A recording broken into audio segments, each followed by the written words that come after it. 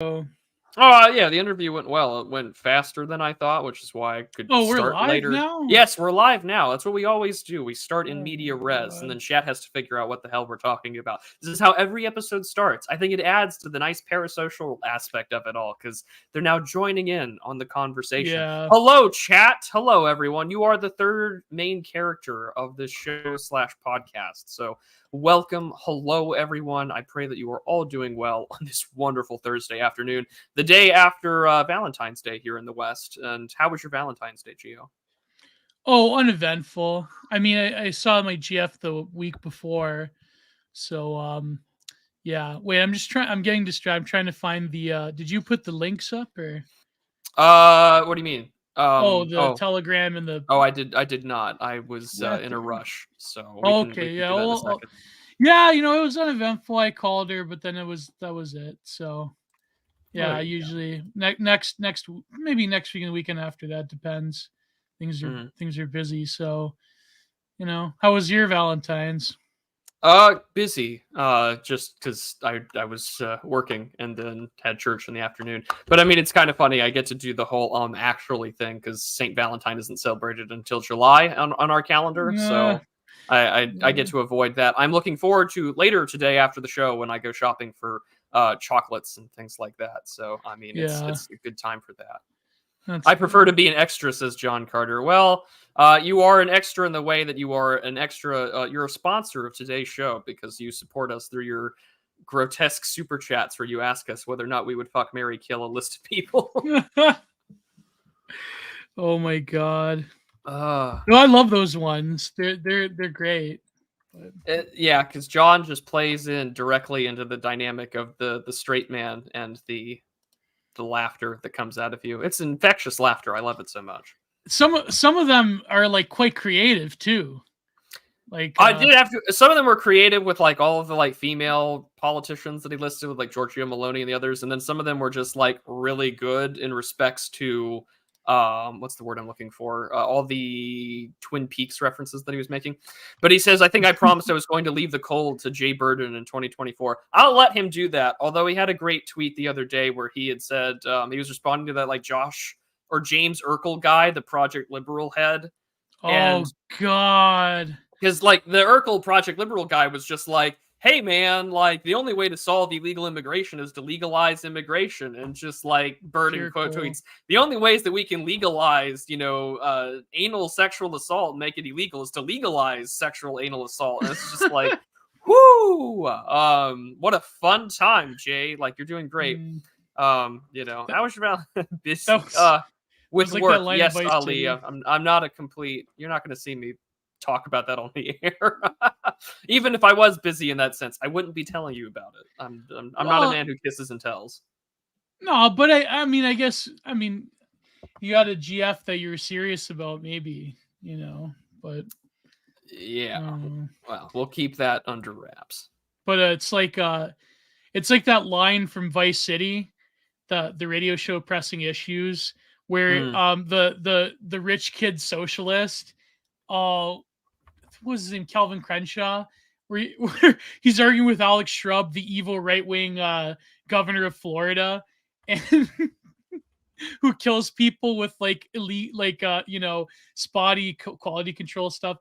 And he goes, "Okay, Bird Brain, how do you figure we could lower the crime rate?" He goes, "Well, we could let them off, then they wouldn't be criminals anymore." It's like, we already do that. How do you think we get federal funding? I think Well, like some people literally believe that. Just let them off, and then they won't be criminals anymore.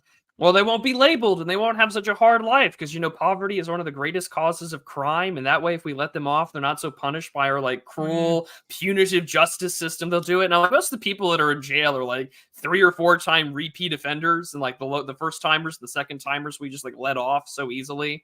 So it's just like, come on, guys. Like it was funny because I was like listening the other day to a stream between 2 people, and they started talking about like urbanism and how to properly plan it. And they were giving the same sort of like telescopic philanthropy about like all the inner cities and how do we take care of it and the money, yada yada yada. And it's just like, what's not being discussed in this issue is just like like the blatantly obvious thing that Steve Saylor likes to reply to. So like, Lord only knows that this issue goes nowhere.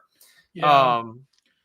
Yeah, damn, that did used to be in a video game. Yeah, I mean, and this is why like GTA 6 is something that you shouldn't be excited about. It uses the same engine as GTA 5 Oh and God. stuck culture. Like if you were to play GTA 5, right, like the campaign, like the whole life invader thing, they're making fun of Mark Zuckerberg and social media, and you inadvertently like assassinate like the Mark Zuckerberg of that world. But like you look at it, and it's like this proto woke culture that's being being satirized in GTA 5 for Los Angeles. And you're like, this hasn't really changed much at all outside of maybe one or two gay jokes. The rest is Yeah. all still what I would consider like left coded today in 2024. And that game is now 12 years old. Like it came out in 2012. So I mean, it's been 12 years since they've had another GTA title. It was And it just tells pre-Gamergate. you it's pre-Gamergate, but like in that 12 years, right? Like this like satirized LA culture kind of like not much has changed, right? Like I hate to turn like maybe I should add Paul Scalis's PFP to my list of visual images because it's just like stuck culture, and that's just definitely the case now. It's like, well, everything's going to be worse, gayer, browner, like even to a point where even like Gen X South Park, Matt Parker and Trey Stone are making fun of it, making fun of the head of Lucasfilm, Kathleen Kennedy. Like everyone knows it's bad, and no one can escape from it. Not even they can because they're talking about it.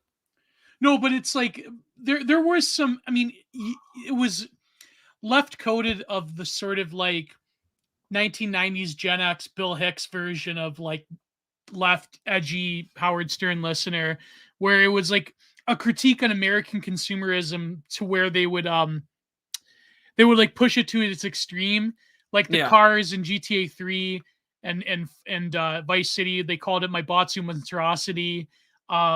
That and all the sexual jokes, right? Yeah, the video right. game was called the Degeneratron. Yeah. Yeah.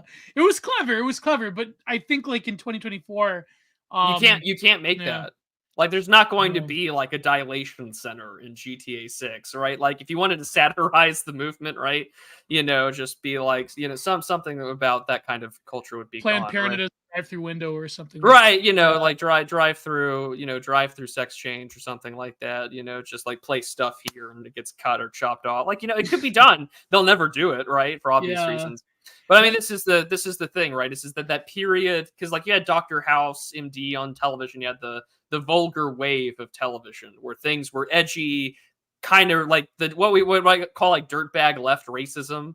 Where it's just like, Dr. House calls up Foreman and says, hey, you need to break into the place because you're black. And like, please, like, let me see the patient's house. They even make casual transphobia jokes. And, right. And even casual, like, Jewish remarks in those kind of television shows. Like, that can't exist nowadays. It's all gone. It's all over. They got away with quite a bit. With a lot, yeah. But I mean, it was all left coded. And so, like, where did that kind of humor, the vulgar wave, go to? Well, it went towards, I think, what you would associate with like the dirtbag left or like Chapo Trap House and stuff like that. So yeah. You're here for the live show. Welcome. You're not here for the VOD. So hello. At the end of the day, House hated Christians the most, so that's why. Oh, of course. Of course. Yeah.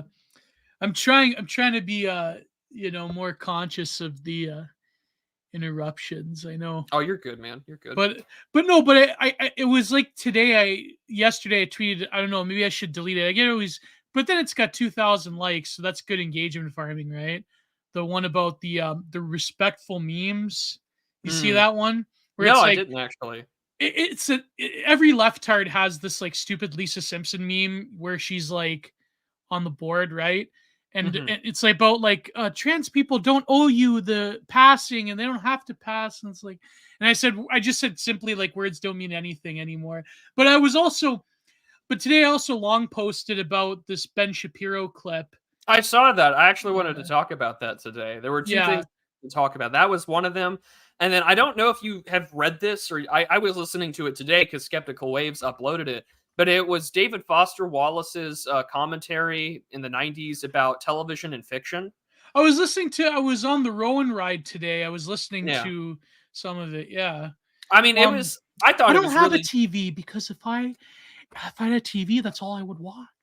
I mean that's I see at my friend's house, but something about television that I realized I that know you're doing the bit, and sorry for interrupting, you but keep like changing the channels. That's the problem, because I always think there's something better on the other channel. Anyways, go ahead. Go ahead.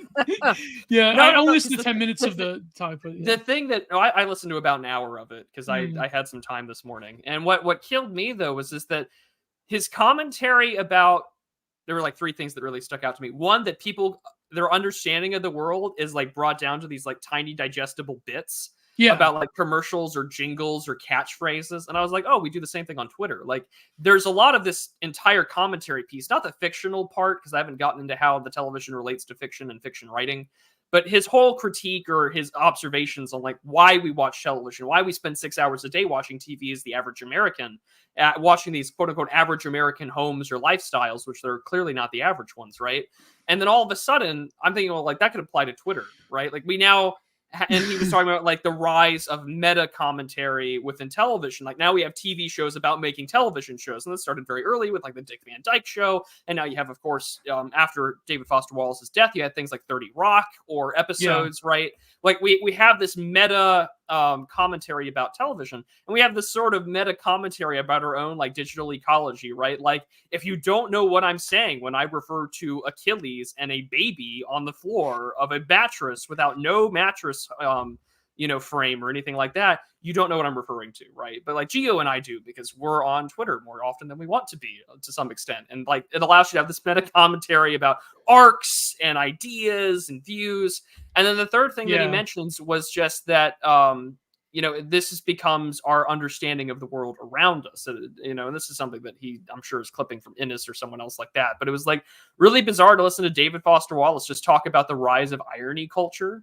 And he was just like, all that this is doing is generating irony. Like, I disagree with people like, what's her name? Barbara Tuckett and, oh God, what's his name off the top of my head? It's killing me now. Samuel P. Huntington. And they're like, he's like, oh, it's degenerate or whatever. And it's just like, no.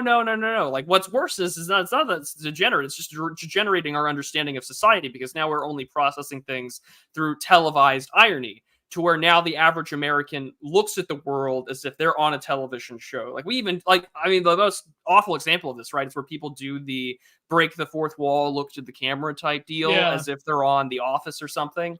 But now everyone's a performer. Everyone can be a performer. Everyone can now turn on a camera, the microphone, and they're used to it. We're no longer a society that is uncomfortable with performance. And that sort of, I thought that was really interesting, listening to this guy who ends up offing himself and had a really bad depressive episodes and things like that. But I mean, I thought he was like really on point. And it's kind of funny because I don't read a lot of his work. And so this is the first time I'm seriously like ingesting a commentary or critique on fiction and television from David Foster Wallace of all people. And I thought, like, damn, this is actually really prescient. And I said, I'm sure someone will roast me alive for saying that. But I was like, there's a lot of stuff in here, at least in the 50 minutes of what I was listening to on Skeptical Waves' channel about it, that was really good. And I thought that was really interesting.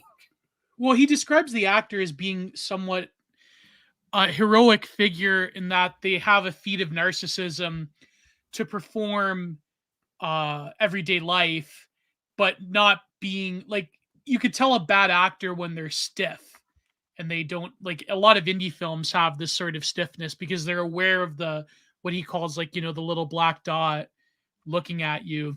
But he goes, writers, they come off as very weird and perverted because they have to sort of they have to observe life, and they become very voyeuristic.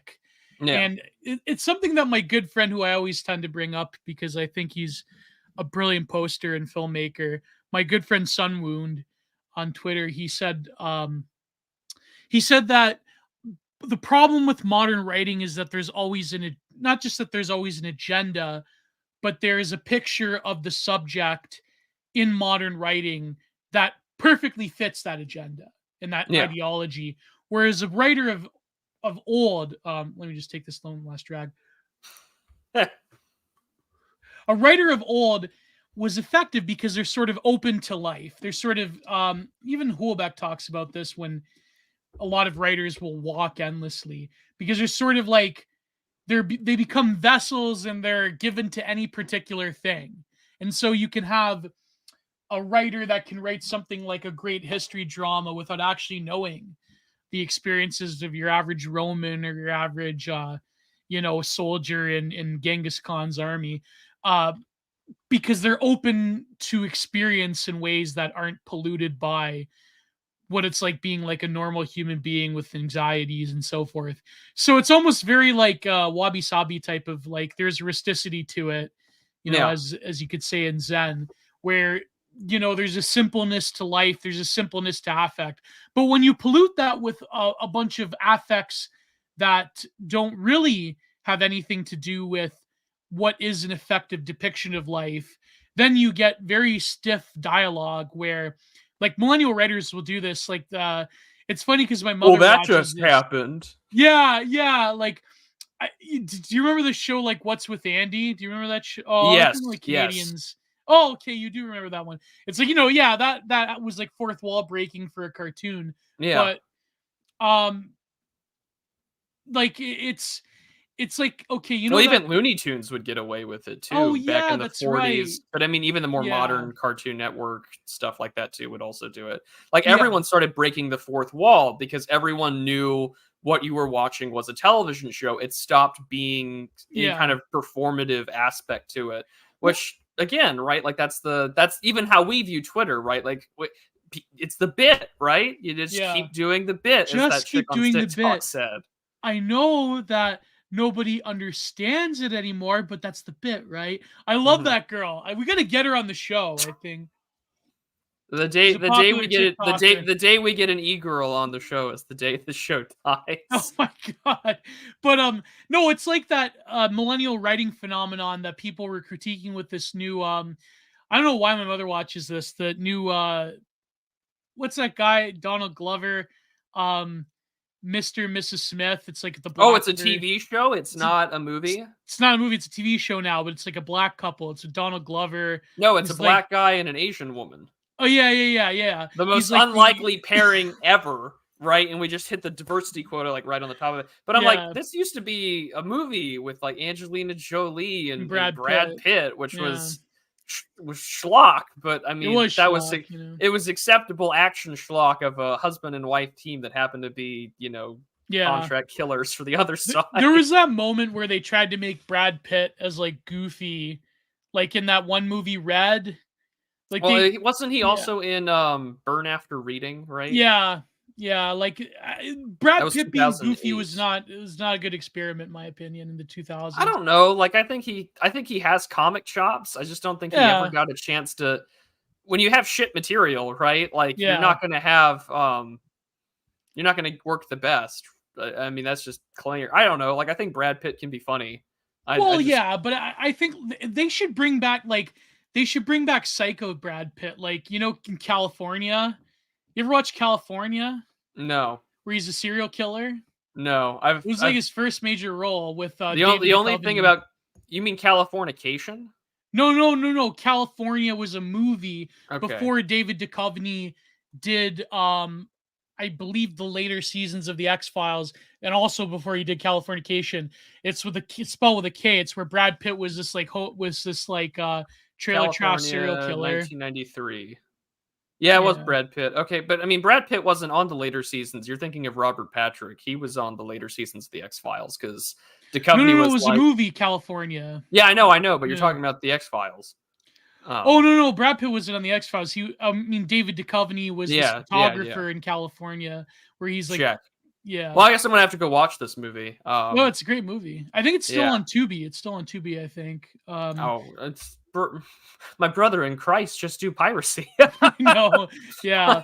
But no, but it's like that movie, the TV show, Mr. and Mrs. Smith, where it's like a viral tweet said it the best, where Yeah. it's like a writer. He's like, I think it was actually Carlos the Noticing, Yeah. where he says that millennial writing phenomenon where the writer has an argument that they formulate in their head, like maybe when they're taking a shower over like what a couple's argument would be, but Mhm. they solve the argument like they're like basically it's like Socratic dialogue. Yeah. But the result is that the dialogue comes off very like very thin. Like there was this TikTok video of this It's very stiff. yeah, like there was this TikTok video of this show, Mr. and Mrs. Smith with Donald Glover and with this woman, whatever, where like they're arguing about something, and it's very much like it's about his masculinity or some shit. And it's very like it's needing, you know, it needs at you. And it's like, ugh, like it's because instead of having a dialogue that comes off as very natural, like I can't like when you think of an argument between couples in movies, like think of Last Tango in Paris, or I'm trying to think of another great one. Like it comes off as organic, and you can see how, even though it's dramatized, it's still there. Like I'm trying to think of there was a Charlton Heston movie like that where he's arguing with his wife. I forget. Oh no, the dialogue in Ben-Hur with his girlfriend or his wife or whatever, where he comes back. Mm-hmm. That was great in his abandoned mansion. Oh, that's that with was his amazing. sister. No, it's with his sister. Yeah, it's with his sister. Like that was great, right? And even though it was dramatized, because the older, like pre-70s, 80s version of Hollywood, the acting was still very much theater-like. Yeah, it was right? very stage-like. I mean, Heston did also do stage work too. Oh, I mean, this is the same thing about, maybe to apply it to other, the writing that you're talking about, like where it needs you, like it tells you, like it kind of like works into Well, you. BoJack Horseman was like that. Well, yeah, but that's not what I mean. Like the show, like Yeah. Mr. and Mrs. Smith or whatever, or any other sort of Millennial writing period. What does it require you to do? It requires you as the audience to talk about it. So it requires one, for you to be meta about it, but two, the show is asking for you to discursively break it down and deconstruct. There's a whole genre of YouTubers, right, where it's like, you know, screenwriting explained, or like this show's themes explained. Like it requires you to, like, as the audience member, listen to now a third party explain to you why the show is so deep, despite the fact that the acting is stiff, the dialogue is dog shit. And it's the same way that a lot of video game developers, they're not thinking about like long-term longevity to some of their products. They're now thinking about like, can I get streamers to play this? Can I get millions of eyes through a streamer to play this game and to get people interested in it? And I mean, I think that was a big part of why like Battle Royale was so popular, despite the fact the initial formula was still pretty good. And I think that a lot of millennial writing and television these days kind of requires that. Like it requires us to talk about it in a way where it's not, oh, who shot JR? Like it's not Dallas anymore. It's not the 70s and 80s television anymore. It's like, oh, well, what did you think about this scene that is like clearly a social commentary about whatever progressive pet issue there is today? And I mean, other television shows in the past used to do this. Star Trek most famously so, right? Especially the Next Generation.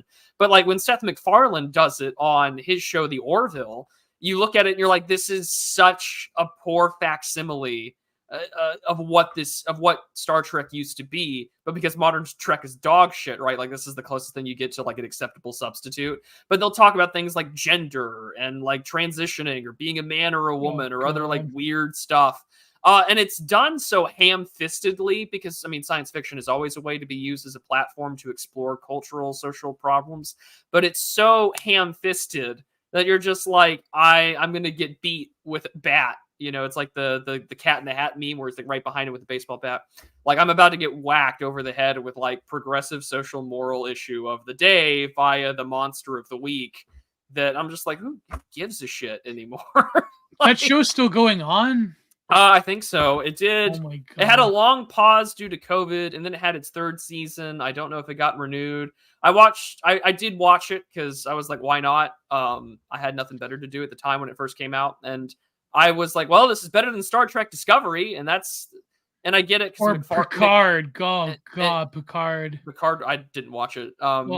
My only understanding of Picard was watching Red Letter Media's review of it. And it kind of reminded me of what was said on Night Owls yesterday. I all culture through right-wing Twitter, says Night Owls. Well, Seth MacFarlane's the master at like products that like shows that they just run in the background, and it's like you don't even realize they're still going on. Like Family Guy, Robot Chicken. Is Robot Chicken still going on? I think Robot Chicken's still going. Yeah. But like Family Guy, it's like, why even make it anymore? Like, what else is there? Like, these shows, like, did people run them, or do they get AI programs now to just like do bits? Like, it's like Simpsons, right? Who fucking cares? Like, Yeah. do people remember like that furry guy? Who tweeted that yesterday where it was just like, you remember Yeah, this time between now and like 2014, and there's been hundreds, if not thousands, of new episodes of The Simpsons that yeah. nobody's watching? No, No, but I looked it up. So according to one of the co-creators of the show, the series is still going. So Robot mhm. Chicken is not dead yet, despite not having a season since 2022. Because it was Whoa. dead for a long period of time before it came back for a little bit. Because Yeah. like, if you want to feel old, Robot Chicken got started making fun of George W. Bush. Like, one of the most famous skits is George W. Bush doing a midichlorian test and finding out he's a Jedi. Like Oh my that god, was the that bit. one. Yeah, that was the Um, bit. Yeah. so yeah, it hasn't had an episode since April of 22. Oh I my mean, god. but it's still going. Like, how Yeah. can that still be going? I don't know. The irreverent humor and making fun of like Gen X and millennial nostalgia over like Thundercats and Transformers. What are you going to do that for today, right? Like, what major products can you make fun of? Well, it's like that. It's like The Simpsons, right? It's like that. I should Yeah. bash him too, because his wrestling documentaries are all right. The video essays. That eye patch wolf, what's his name? Apparently, he is a furry. Um, but he Oh, had gee, what gave that away? he had this video about, like, I watched a bit of it where he's like, Simpsons is good again. It's good again. It's good again. And it's like now they allow themselves to have a space where they're deep, and it's like Homer's reflecting on his family, and he's doing a musical where it's like this dramatic thing. It's like, For that meta stuff. it was that clip that went viral where it's like Homer's doing this musical, and they're it's like like, just end it, get rid of it. It's over, right? I mean, then they had the one okay, in the last 20 years, the last 15 years, the one good bit that they did was a couch gag when some animator, that's like random animator, came on and they did the Simpsons in the future, where they become like like singular celled amphibious beings, like all the way like thousands of years in the future. The Simpsons are still going. That was a good bit. That was a good couch gag. But no, I mean, what are they gonna do? Why don't they just go down like the Family Guy route and just accelerate the shit livery to where, like, Marge has had multiple abortions, Lisa's had multiple abortions, Bart is trans. Well, Bart became a male feminist in one of the recent ones to bang some To the girl, surprise of you nobody. know. Like, Well, even their culture references, that's a very like 2000s thing, to become a male feminist, like to become like Hugo Schweizer. Remember Hugo Schweizer before he got canceled, that professor that was a male feminist? I feel like I'm back in 2013 watching Bernard Chapin and Aaron Clary videos and Davis Arini videos when I mentioned people like Hugo Schweizer.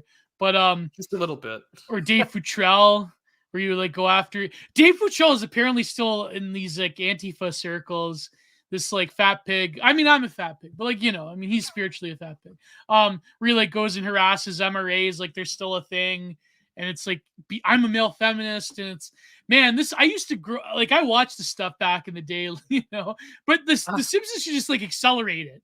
The Simpsons should have like multiple trans characters, multiple guest stars by like, was AOC? I think the squad was in The Simpsons. Yeah, They it were like was chasing during Trump during around. chasing Trump, as if Yeah, like, so and it was just like, what a yeah. perfect representation of like just like the shit lib sort of like id, where it's just like, well, we think that like, it's all about white fragility. It's all about like, these people are so afraid of like the progressive like POC crowd. It's just like, I don't Yeah. think you understand at all what we're coming from. But again, that sort of like iron law of leftist projection, where it's like white liberals that have the more status anxiety of it. This is why they're so like supplicatory and placating them. And it's just like, even like normie conservatives do this. Like, I saw some tweet by some like guns rights activist or whatever, Oh and she's like, god. do all these like black women like, with guns like fear you? And it's just like, why are you worshiping them? Like, you Yeah, don't just need get their over it. approval. You don't need to be seeking the constant approval of people that hate you or are indifferent to you. I mean, even if Scott Adams can learn this, like, surely you can as well. I'm shocked that I mean, I could be wrong. Inform me in the chat. Did The Simpsons ever do an abortion episode? That's what Google can tell us. they alluded to it once or twice, like the one in the classic Simpsons where he's like abortions for some tiny plastic Miniature flags, American flags for yeah, another. for others, Yeah. yeah. But No, they've always made fun of. I mean, they've poked fun at the issue, but I don't think they've yeah, done a modern maybe Marge gets episode. an abortion because she's technically of pregnancy age still in the Simpsons universe. So Oh, of course. yeah, I mean, Because didn't Lois get an abortion in Family Guy? no one ever ages. Oh, Yeah, I'm sure they've done. yeah, Seth yeah. I think MacFarlane has Lois probably fucked a made a. black guy and then she had an abortion. Yeah, I think that was. I think that was Well, an look at episode of that. Family Guy. Yeah, look at that. Who would have guessed? Yeah. Well, I mean, it's not like. You And can't outlib Seth MacFarlane. I'm sorry, Matt Groening. I mean, Matt Groening isn't running anymore. But No. Well, Matt Groening, didn't he like get quasi canceled for sexual harassment or something like like that? being on the flight logs. And then of course the flight logs came out, Yeah. and then people were doing all the like really shitty AI art of the Simpsons with like Matt Groening is with Jeffrey Epstein on the plane.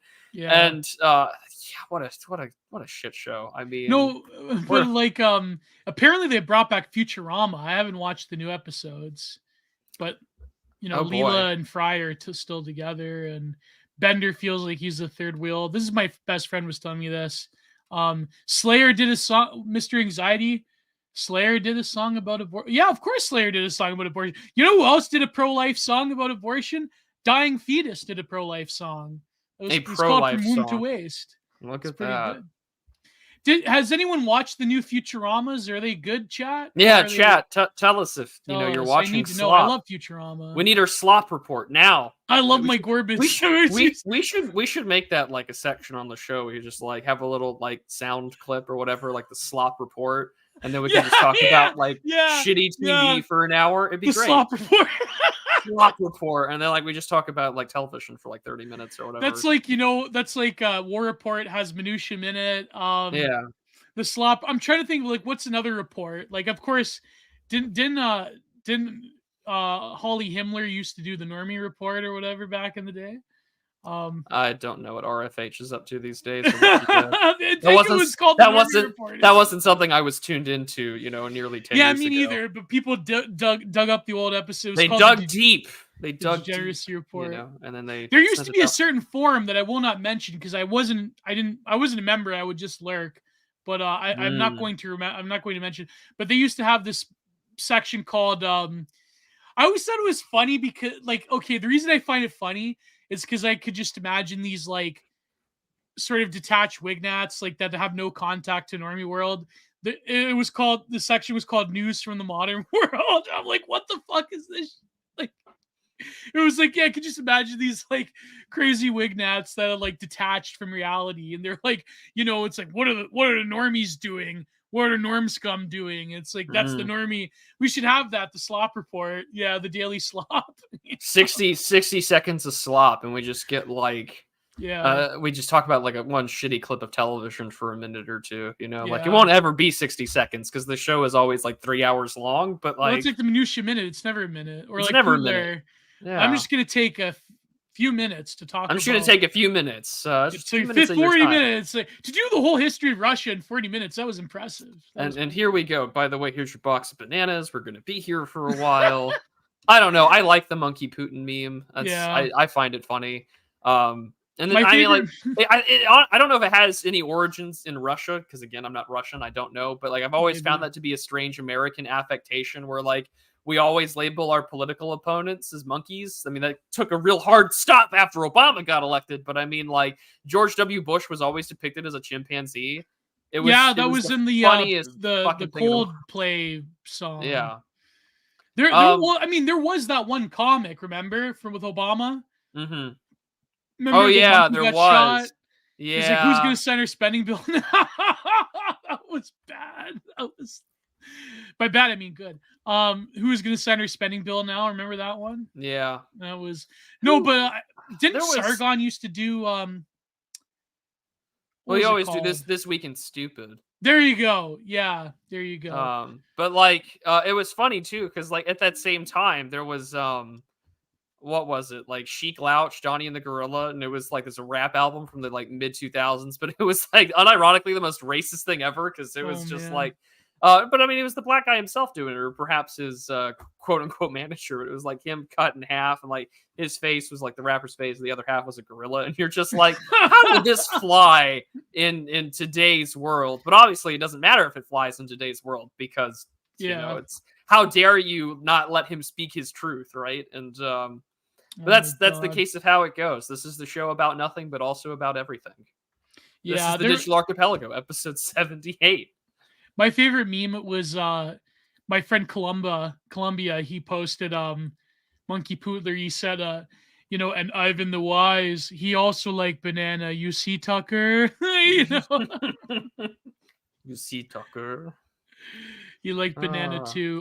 Do we want to talk about that, or do we want to talk about what was the other topic we wanted to talk about? Oh, the Ben Shapiro clip. But did you want to talk about the Monkey Pootler interview, or is the moment past? I don't know. I had a huge rant about it where I destroyed Richard Hanania in my rant, but no, I mean, did you want to talk about it? I don't know. The only thing that really stuck out to me as of late was actually Tucker doing the whole Boris Yeltsin "let's go into a supermarket" deal.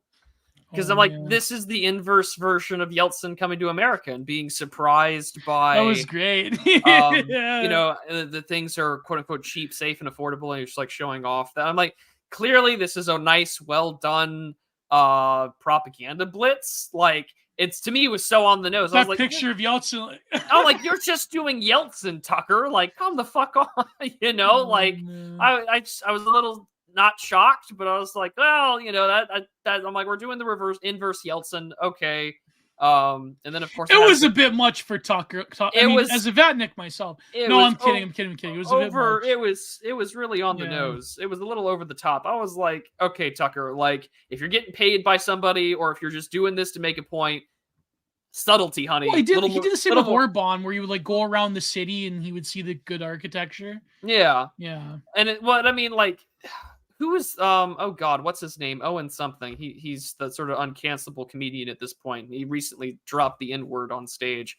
Because you know, he's talking about like truthers or whatever, and then he's just like, hey, they brought the cashiers back because apparently the New World Order can't stand, and then he drops the N-bomb. And it genuinely made me laugh, but I'm just like, this comedy, I mean, it's funny for what the bit he's doing, but it misses out on the entire point as to why the cashiers Owen Benjamin? Back. Yes, Owen Benjamin. Like, he did that, and I was like, that was pretty funny. I actually laughed, but I'm like, the dude's a total nut job. Yeah. But like, I laughed at that better joke. not say his name in case I'll. Oh, I know. It's over now. The name has been invoked. But like, I laughed, but I was like, this totally misses the point about like why the cashiers are there or why Law and Order is reckless. The New World Order, whatever you want to call it, actually has that put in place because it's called anarcho-tyranny. But like, whatever. But now Tucker's just showing off like, hey, this is what the world is like when it's like a predominantly homogenous, like high trust society. And it's just like, but we're also going to do the Yeltsin bit. And it's just like, see, America, like, it's pretty nice when, you know, you don't have this like obvious problem of, you know, racial anarcho-tyranny running your country. And it's just a disaster. Yeah. But my only thought was just like, this is people who know their history to any degree, like with any historical memory, are going to know exactly what that's in reference to. And they're going to know real fast. Yeah. And I thought that was particularly interesting because, like, I got a random comment from a very old Substack post, and it came from Thomas777, and it kind of threw me off because I was like, I read his work, he reads mine, but like we almost never interact with one another. I like what he's done. I recommend that people read his stuff on Pete Quinones. But like, it was in that essay where I just reviewed like 2023, and I'm just going to read the comment because I think you would find this particularly interesting. I'm not going to do a Chicago accent or whatever. I'm just going to read it. He says, history is quite literally not occurring anymore as a shared psychological experience. It's something that began in the first years of the 21st century. It's not just perception, kind of a subliminal fulfillment of Clintonian end of history nonsense. It is a real thing. People under 40 or so don't realize/remember that the decades were epochal. They were partly organic and spontaneous, partly deliberate shifting of proverbial tides. Optics would change dramatically. You can look at a photo of 1975 or 85 or 95 and place the decade by what people are wearing. Women's hairstyles, auto makes, models, etc., music taste, all that. Now, other than smartphones, a snapshot I took today could be 2005 or 2012 or 2020. There's an odd lack of real momentum to anything. This is the one reason why the COVID nonsense was pitiably moronic. insurgency agitprop. Yes, there were ideological motives that are paramount, but there's also the fact that the regime is not only 35 years obsolescent, it ceased to have any reason d'être after Schickelstag 1989, but it's existential, at least in regards to perception, quagmire present therein, a post-Westphalian state that claims its moral mandate derives from presiding over and facilitating historical progress cannot exist without temporal and epochal pole stars. 2023 was a non-year in the American conceptual horizon because every year since 1989 is, even 2001. Yeah. No one remembers the year 2001. They just vaguely recall 9/11. And that was the end of the comment. I was like, damn. I was like, I just told him thank you for the comment because that never really happens where he and I interact this way. But like, I thought that was true. Like, perceptually, 100%. There's this weird fugue state. Like, it was even made fun of by fucking Robin Williams in 2009 when Obama got elected. He had this whole bit where he's like, imagine if you took a drug called fuck it all, right? And like, you just stopped remembering things and you woke up and he's like, where's Clinton? Oh, we impeached him over a blowjob. Well, who took over? Bush. He won re-election. No, we elected his son, not Jeb, the one that sold Sammy Sosa. Then what happened? Well, we got attacked, by the Taliban. So what did we do? Well, we went to Iraq and Afghanistan. We didn't go after bin Laden. And it's just like, now there's a black guy in office named Barack Hussein Obama. And he's like, well, you got to be shitting me. That was the whole... Which is really crazy when you think about it back. That, the war on terror, elect a guy with Hussein in his middle name. That's like very...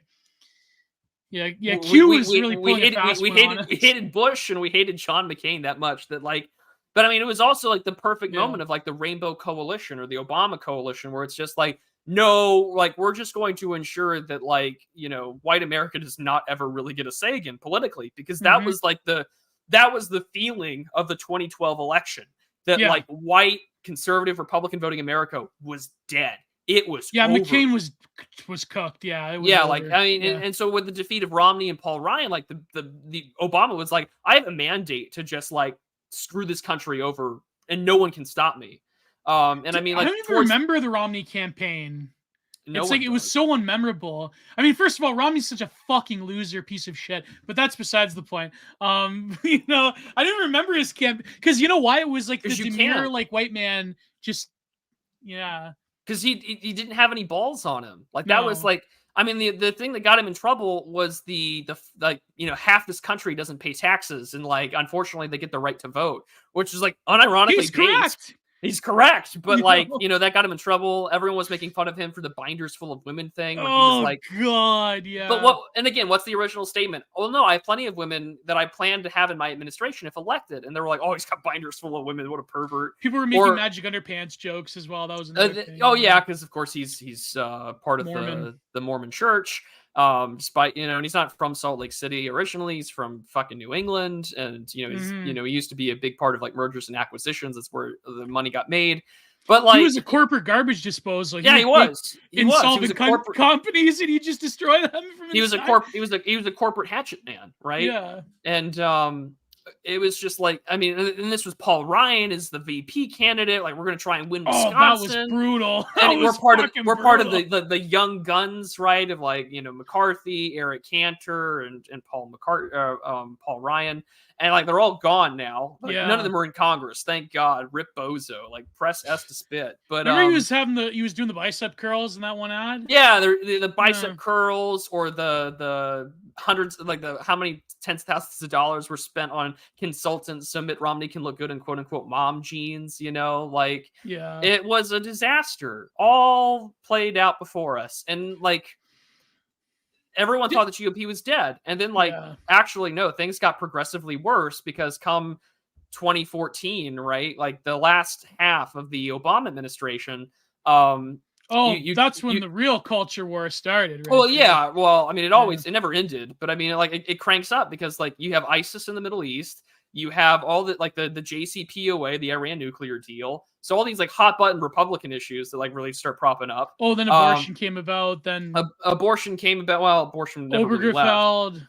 Obergefell happened in 2015, and then like Barack Obama towards the end of his campaign was like, fuck it, we're just gonna make community college free. Like we're just gonna do everything. So I mean, like DACA, ICE, like no the Dreamers, the Dreamers. I mean, I cannot state enough of any presidency in the last 40 years. So from Reagan to today, one of those presidencies has been one of the most fundamentally transformative aspects of the country. Yeah. And I don't think any conservative or any right-winger has done an appropriate post-presidential report on the legacy of Barack Hussein Obama. Yeah. Because the damage that president has done is equivalent to FDR.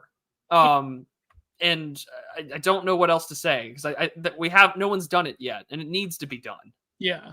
No, I mean, if you, like, well, then Gamergate, of course. Oh, yeah, well. Ground Zero on the internet. They're still talking about, they still have a fucking viral tweet the other day about Gamergate. Yeah, I saw that. I did a YouTube short about it. We'll never escape it, because yeah, it was Ground Zero. Because I think someone, it was some liberal account or some like furry Antifa account or whatever, was just like, wow, like this woman really did like, kickstart like the Nazis on the internet. It was just a picture of Anita Sarkeesian next to a bunch of video games, and it's just that she didn't play, that she never played. And this is the thing that kills me about like this infectious desire of the left to infect all things and to molest everything, like kink at Pride or whatever. It's just like, you had the perfect like outlet for like young white men to like blow their time, money, and energy into, which was video games. I'm not like completely anti-video games, and I say this as someone who games regularly, but it's just like, and then you had to, you cocked that up, and then you realized, oh, well, you know what else is bad besides video games? You know what else, like, women and other groups of people are ruining? And it's like everything else. And so, I mean, yeah, Gamergate is still like the progenitor for a lot of online political stuff, because back then it used to be like some obscure bloggers and some video people that would talk about things. I mean, this is still when it was Google Hangouts and not YouTube live streaming. And so it's just, yeah, like you can't escape the last 10 years. You just can't. A lot of people that said that was my political awakening. I wouldn't have been a fascist if it wasn't for Anita Sarkeesian. Yeah, it was Charles who did the tweet from that. No, it was someone responding to Charles, who was a black Antifa pit crew advocate. Charles? Not Charles Carroll. Charles from That Field One. Well, before he was in That Field One No GF, he was a poster. One of check. Okay. He wasn't like an original frog though. He was adjacent to the frogs, but like, his brother Vidi. Oh, sorry, I should say his sister Vidi now. God. Had this big freak out on Twitter about like this is deep old true lore about like how the FBI is I cultivated this right-wing audience, but the FBI is visited me, and by the way, I'm also transitioning now, and I remember Cantbot doing damage control over it, and so that was this was back in the day, but I believe Charles is still around, did that post about Gamergate, but anyways, no, what I was going to say is about the Thomas the Thomas reply is that 2023. It was a non-year, even though things happened. 2020, like basically the whole COVIDian era, but even before that, it was like this sort of like non-place, because the world had become a global non-place. I did this like online lecture thing where I talked about it. I talked about the paintings of Justin Mortimer, where you have these men in these what was Ebola biohazard suits, but they were in like a dining room. Oh, that was another thing too during the Obama years, was the whole question of whether or not Ebola would like destroy America. Become a mass plague. Yeah. No, but the reason those images, if you look up the paintings of Justin Mortimer, the reason they're so powerful is because you have something that is very public. You have health administration, you have biohazard, and that's really, and I had this, I always go back to it during the beginning of the Clownvidian era. I had this thread called the pandemic aesthetic, where the reason it's so scary is because if you look at any movie of a pandemic, whether it be 28 Days Later, where if you look at the cutscenes of 28 Days Later, where they're going throughout London, where, for example, they're taking a trolley cart and they're turning it in like a public bus, and they're turning it into a mobile health unit, or they're taking like, do you know that film with it's with Dustin Hoffman and Cuba Gooding Jr.? I think it's called Virus. Or something like that. Yeah. And isn't that the one where it's just basically like, indigenous knowledge saves the day over stupid white man's it was medicine. that one. Yeah. There was also a Steven Seagal one about a a potential pandemic. But the reason they're so scary is because you have an invasion of private spaces that, by necessity, because of the biosecurity threat, become public. So Justin Mortimer's paintings, you have like these Ebola workers that are in a living room of some council flat or whatever, or a backyard pool. And so that's like a juxtaposition of something very private and very public. So the pandemic era was like this. It was like you were constantly reminded of a public reality in very private spaces. And you were distanced from people, but yet even your own living room took on this ambiance of being public because you had to follow the guidelines if I have lockdowns. And so, Thomas's point is that it's like what Nightmare Vision said last night. If you take somebody that was, if you took someone in 1930 and you put them to sleep till 1950, then they would be like, okay, yeah, things happen, but whatever. If you were to put someone to sleep, like was that Rip Van Winkle, the old man? Yeah. If you were to Rip Van Winkle somebody in 1950, and then you were to awaken them in 1970, they would be like, what happened? A bomb went off? Like, there was a nuclear war? Like, it's like society would have fundamentally changed.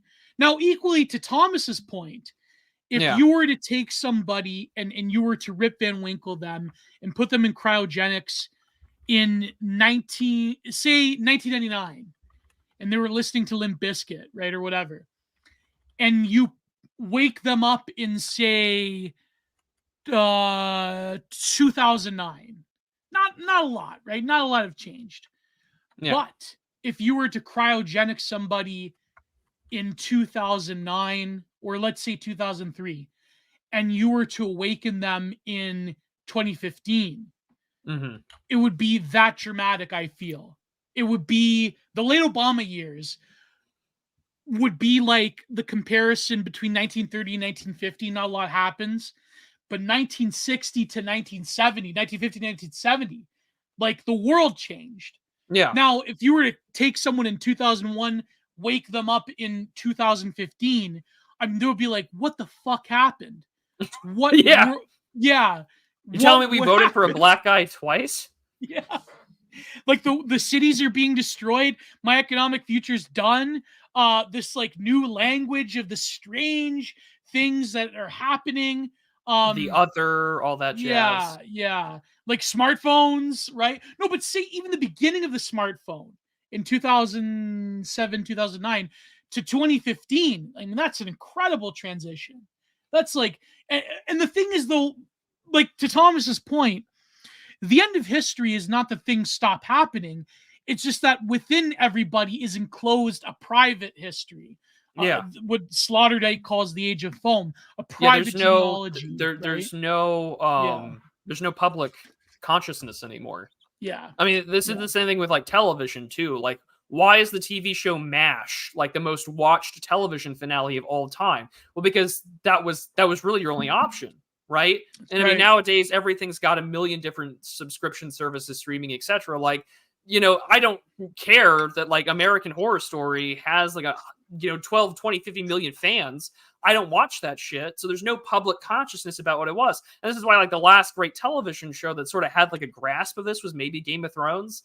And even then, like if you weren't an HBO guy, like you just never watched that shit. I wasted my time watching that with my folks. I hated it. I never did. And then like at the time my girlfriend was like, well, why don't you go like watch like towards the end of the series? And like that's when everything went to shit and they were all complaining. And I was like, well, cool. Sounds like I didn't miss out on anything, despite the fact that the first 4 seasons are allegedly good.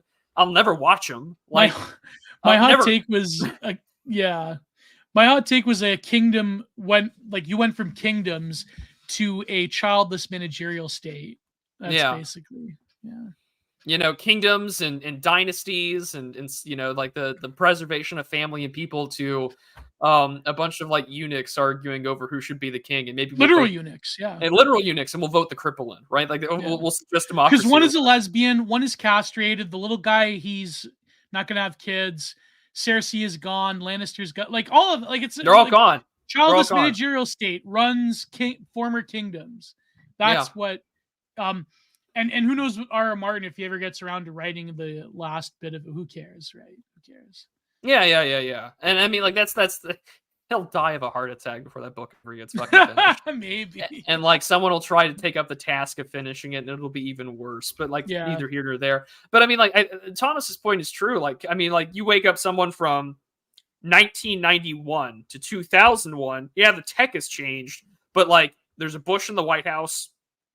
You're still arguing over what to do in the Middle East, and like the economy is like kind of okay. Like, okay, fine, right? Like that's not a bad comparison for a 10-year time period. But I mean, like, yeah, you wake up someone from 2008, you put them in like 2018. Oh boy! Oh, the world! It's like a bomb exploded. Yeah. Well, you know, they'd be like, yeah, it would be like the fucking 11/22 or 23/69 or 63 type movie book thing with Stephen King. Like, oh, if I go back in time and I saw this one thing, like, and then like he goes back to the present age, like we had a nuclear war. Actually, Kennedy needed to die, and it's just like, okay, good to know. A little terrifying, right?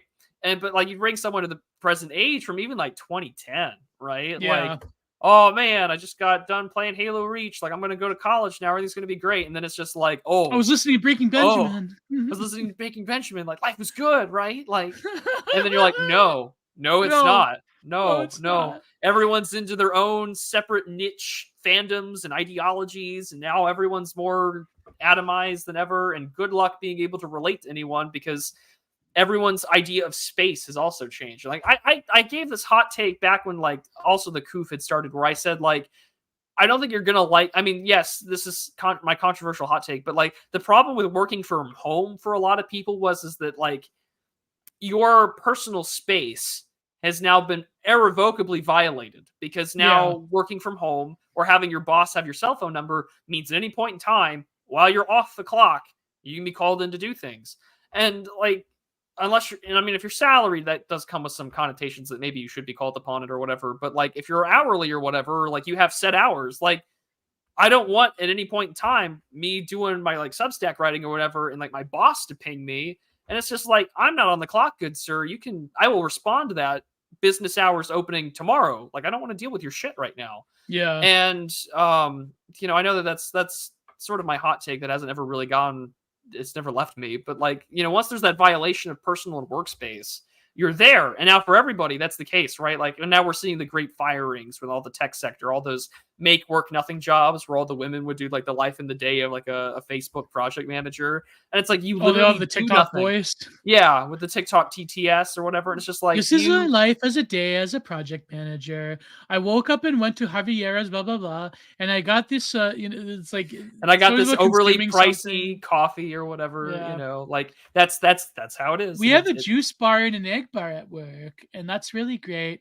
I found an office space that's really cool. I did a little bit of work. Then my friends went to lunch. We went to La Haciendas downtown. It's really great. And I got this we got the starter platter. Then I went Did you ever see that documentary Money for Nothing?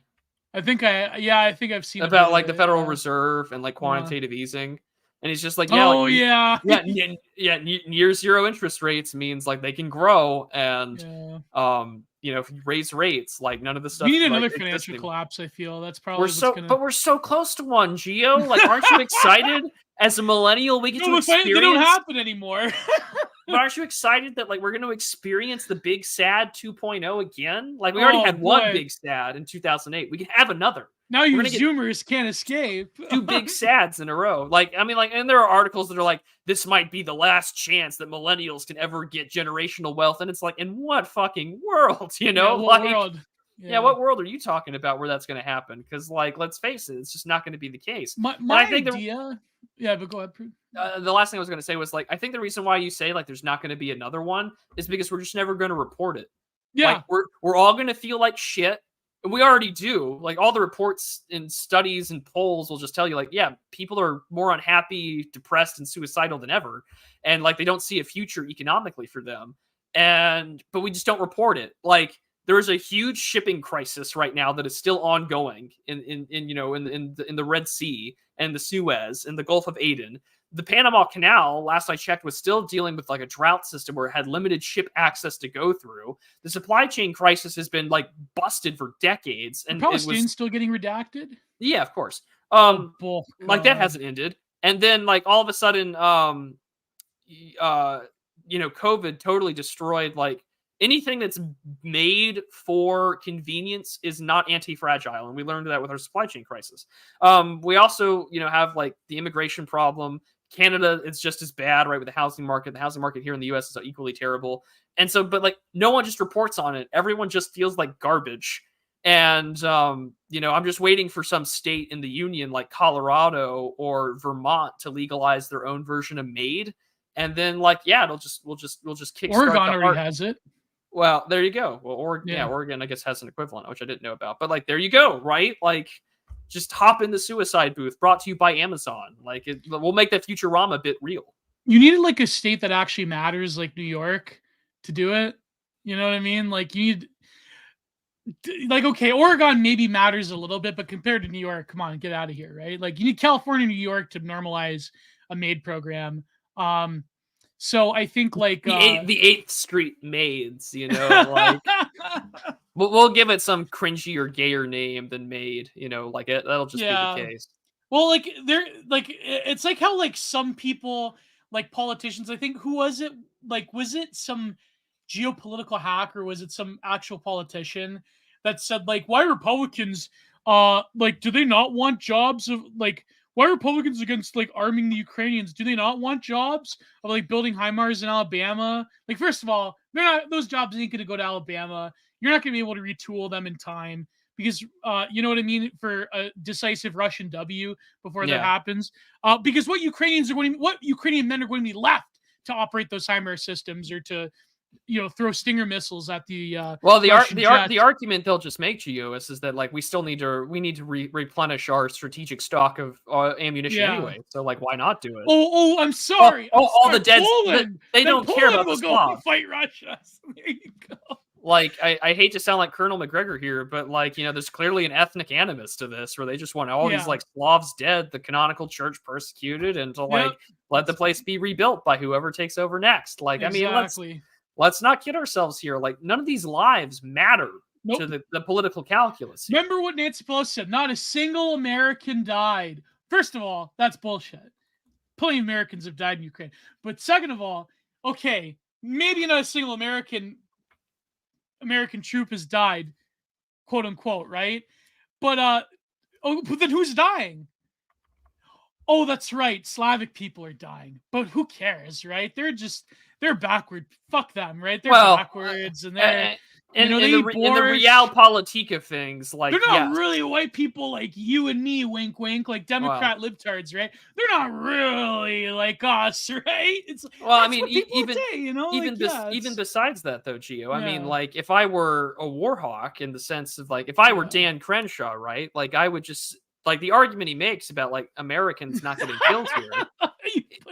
They're just like, listen, man, like more Slavs have died than American advisors have died. Like, terms for bang for my buck. This is a great deal. And like, great deal. Strategically speaking, he's absolutely right. That's the unfortunate part. The question is just like, if you have any moral qualms or quandaries about, hey, why the hell have I spent billions of dollars just to like totally destroy a country where more of the people I'm giving arms and money to have died than the other one? Huh. I call it the Victor raises some calculation questions. Yeah, well, that's what I mean. Like, if like the far right racists were to get power, you could call it the Victor Boot strategy of, where you just give guns to every Dick and Harry in Africa and Asia and the Middle East, and just they'll sort themselves. Like, there are people in the American government that actually did think about that. We're like, let's just give arms to everybody, and they'll sort it out. Don't worry about it. Like, there are people that genuinely think about that. If we all just turned into Nick Cage from that arms dealer movie, like we'd be fine. Yeah, Victor Boot. Yeah, if we were all Victor Boot, we'd be fine because it's like it was the whole like the real villain of that movie is Jared Leto's character. Like, you can't have a heart.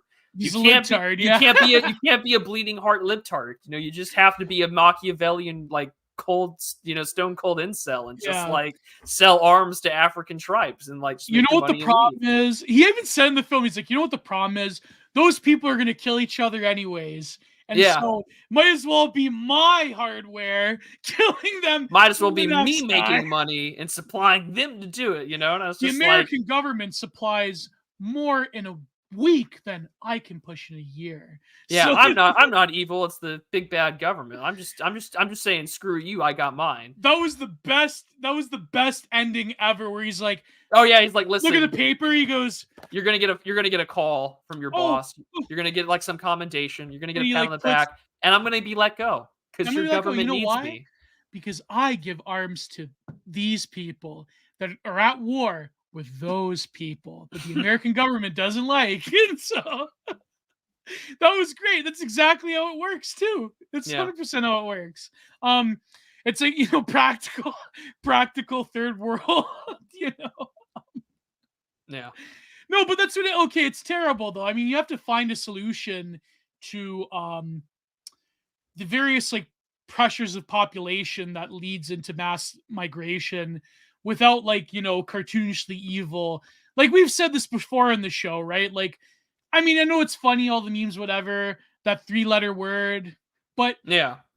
at the end of the day, I mean, if you can find a way without like mass death and suffering and slaughter, but a way to where there can be incentives for the best embrace. And see, this is the problem with Hanania, people like that, right? I know I should mention him because he's honestly not worthy of our consideration. But people like Hanania that talk about smart immigration, if you can incentivize people like the best and brightest to stay in their own countries to help economic development to where they won't have to come to the West en masse, and maybe their populations will stabilize over time, which they will inevitably. I do believe that there will be a population shelf where the world population, I think they say, will get to 11 million, then it'll like dramatically decrease over a few decades. I mean, that's the reality, right? And so, Sure. yeah, like people like Paul Ehrlich, like those globalists, they're like, but at the same time, like BAP is correct. Like the Alex Jones of the world that talk about like the mass depopulation agenda, like that's not exactly accurate, because why would they be giving foreign aid left and right to people to basically just breed more people that can't sustain their own populations? So people like Hanania and other people of the sort of like HBD NRX types, not the Twitter account, I mean people that are into the HBD stuff, but aren't exactly on the right. They still believe in migration, just of the best and brightest people, right? People like okay, I said this in my rant. I'm going to paywall the paywall version next week's episode of Content Minded. What is the practical difference between Peter Zeihan and Richard Hanania? Not a lot besides a little casual racism. That's about it, right? Well, and the homosexuality in connection to intelligence agencies. Wait, Peter Zeihan's gay? Yeah. Okay. Maybe my gator is a little bit off. But Hanani is. At least I've been told he's gay. I should clarify that, because you never know when some libtard YouTube video essayist is going to say, well, you should be sued for defamation because you made claims that weren't true. And it's like, how about you just go seek Canadian healthcare? I'm sorry, H. Norwood guy, that I did. I'm sorry, never knows best, but like, go fuck yourself. Isn't Hanania married to an Asian woman or something like that? Or is Hanania married? I love, honestly, Hanania's married. He's got a wife. I fucking died. I laughed so hard when he did the whole like, I used to be Richard Host. I used to be like a loser incel with right wing politics, and then I got radicalized. Yeah. I got my pee touched, and all of a sudden I'm a libtard. I was like, this is your argument that you're not Richard Host, like the infamous countercurrents white supremacist, is that you had your dick touched by a woman. Like, it killed me. God, it killed me. No, but my point being is that there's scarce difference between them, because here's the problem: is that if you take the best people and they have no listen. Even living in like a tiny apartment slum on the edge of Tirana, is better than living a slum in Punjab. There's no incentive for those people to go back and better their own countries, right? We know this, right? And so that's the problem with this economic brain drain of like, we're going to have the correct migration that they could benefit us. That's even more evil than just bringing in like a bunch of third worlders that are illiterate, that are, going to fuck things up, right? because when you take those resources, those human capital people away, then they have no incentives to just like, improve their own country, to stay there, to, to bring these people up to a level to where they won't have to be incentivized to be brought into the Western world en masse. And so that's, and so people don't think of this through. And another thing too is that not only are you bringing in a foreign managerial class that is going to totally, because of, their various ethnic considerations, are told, and, people that work in corporations where they have a lot of Indians, this, right? Even Indian Bronson, who's Indian himself, who is a Brahmin himself, allegedly a Brahmin himself, talks about this. My good friend, Indian Bronson, is that as soon as you bring them here, not only are you bringing in a foreign managerial class that is going to be disincentivized from hiring people that are in these Western countries to begin with, but you're displacing the best and brightest in our countries. Because why the fuck would I, if I was like a bloodless, cutthroat capitalist piece of shit, why would I want to hire a white guy that went to MIT when I could just hire, an Indian coding farm to do the work for me? When that, white guy that went to MIT comes with a huge overhead cost, right? If I was a total piece of shit, bloodless, cutthroat capitalist, if I was twirling my mustache, why would I want to hire that white guy or white woman, right? There's white women in tech, let's be equal here, right? I mean, so yeah, it's like, a lot of them are autistic, yeah, but like it's true.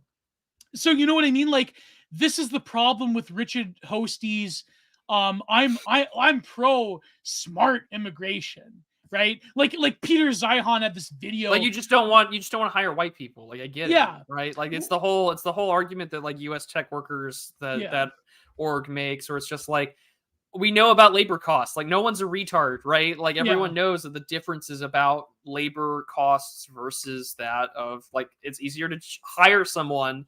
And it goes kind of back to that California ideology thing I talked with Matt Erickson, where it was just like, yeah, they want slavery, but like the easier way to, like the modern form of it is just basically having the leverage of waving a piece of paper that is the H-1B visa over someone's head, compared to, hiring a white guy that like, he's been there since the beginning. Like now you have people that you can hire for cheap, fire for cheap, outsource for cheap. You don't even need to bring them into the country if you didn't have to. You fucking hold your green card over their head like a kid. You almost got it. It's like that the old insurance kind of commercial or whatever. Like, and then they bring the more unproductive members of their family, and then they just bring their whole fucking village here. I remember this one. It was a 4-minute video. I wanted to do a video, but I was like, whatever. I don't. I shouldn't give him the time of day.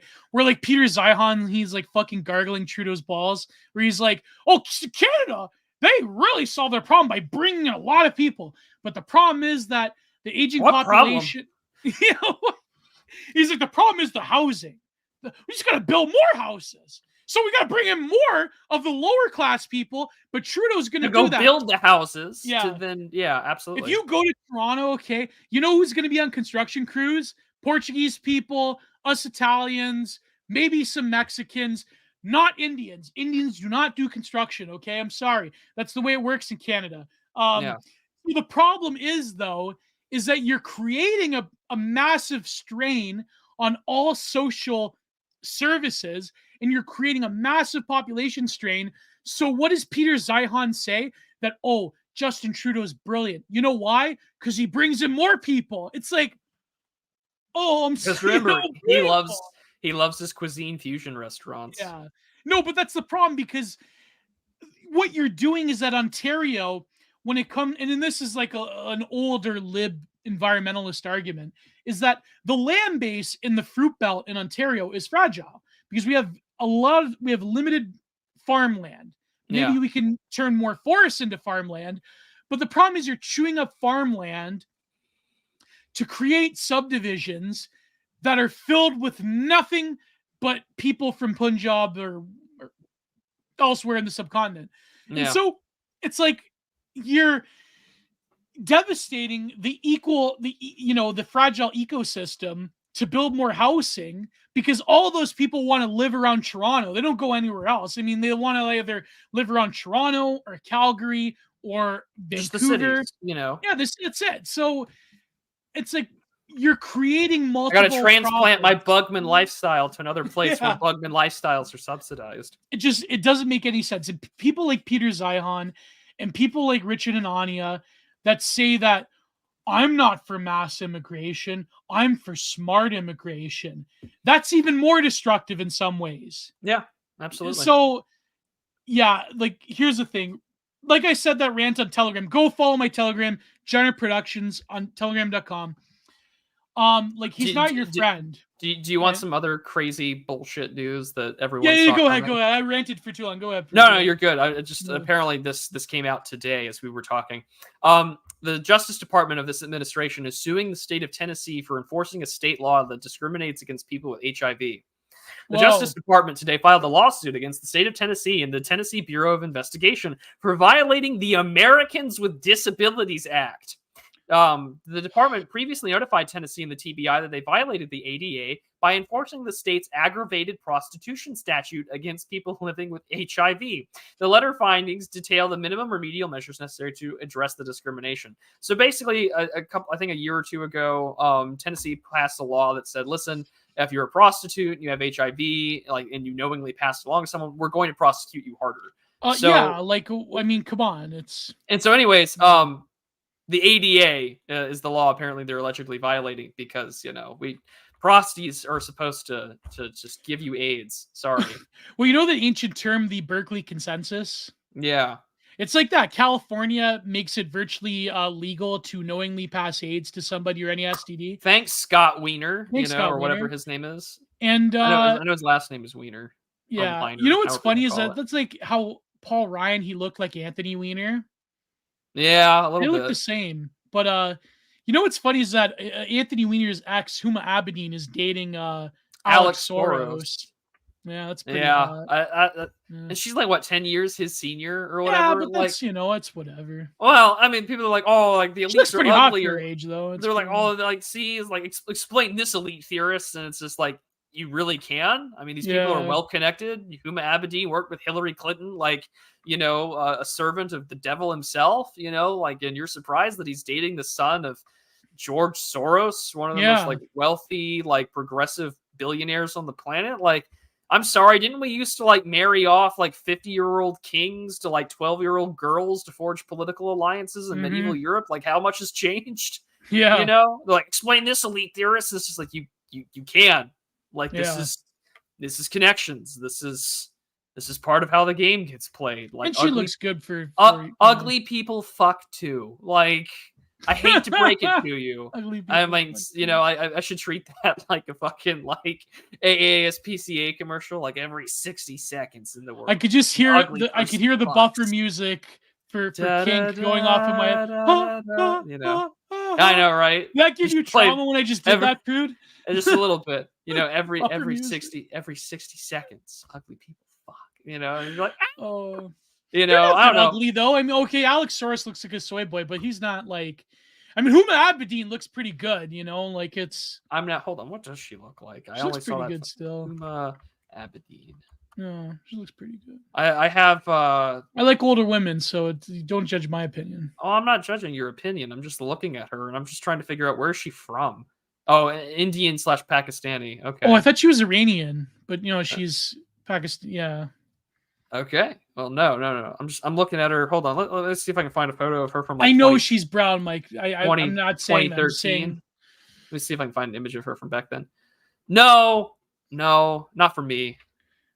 Why would Anthony Weiner go out of his way to like have some slob when he had filet mignon at home? I don't know. I guess like share screen. I'm judging you slightly. I don't know, man. All right, come on. I don't see it, bro. Yeah, I don't see it. But but it's sort of like Schwarzenegger with. So that like 19. Yeah, and ironically, his bastard son looks more like him than any of his like children within his marriage with what was her like Shriver or whatever, like one of the Kennedys. That's a bad angle. Horse face. It's a profile angle. It's important. She could do the whole mewing meme. Like she could just do her jawline like that. Like, listen, she's mocking Anthony Weiner right now. Look at her. No, but it's kind of like Schwarzenegger banging his Goblina maid. Yeah. You know, like, but they say that like bodybuilders, they do like fat chicks though. It's like the Well, trend, like you gotta, if you're a bodybuilder, right? Like you gotta lift something, so you might as well take the heavier broad, like get your workout no, in. but they have like this voracious sex drive. The trend just makes them, yeah. It's true. No, they say it's true. Like a bodybuilder doesn't discriminate when it comes to women. They'll go after like John. There was this Are you there's saying this any famous holes a Howard goal, Gio? Stern. What? Are you saying any holes a goal? Well, no, there's this famous John Cena interview on Howard Stern where he talks about doing a fat chick. Yeah, Lesnar pilled, exactly. Yeah, but Lesnar married Sable, so that you can't judge that. I mean, but Yeah. Sable was pretty good back in the day. She's still good. She's still all right now. I mean, it's just Sable aged. Put it this way, and but that's like lower rung though. You can't compare the two. Sable aged way more gracefully than if you look up recent photos of what's her name, Tammy Sitch. She was Sunny, yeah, Sunny, who married Chris Candido. Yeah, no comparison, but yeah. Anyways, we were talking about Huma Abedin. What was I saying? Chat, don't you remember Huma Abedin? Don't you remember Anthony Weiner? Don't you remember Laptop Gate? Laptop Do Gate. you have conceptions of political memory that haven't been before fried Hunter's by... laptop? There was Weiner's laptop. Yeah, before Sean Hannity was talking about photos of Hunter Biden's cock. Like there was Anthony Weiner.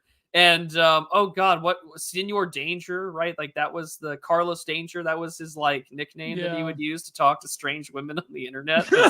I'm Carlos Danger, and like here's Anthony Weiner's dick. Like it was his Rusty Shackelford. Yeah.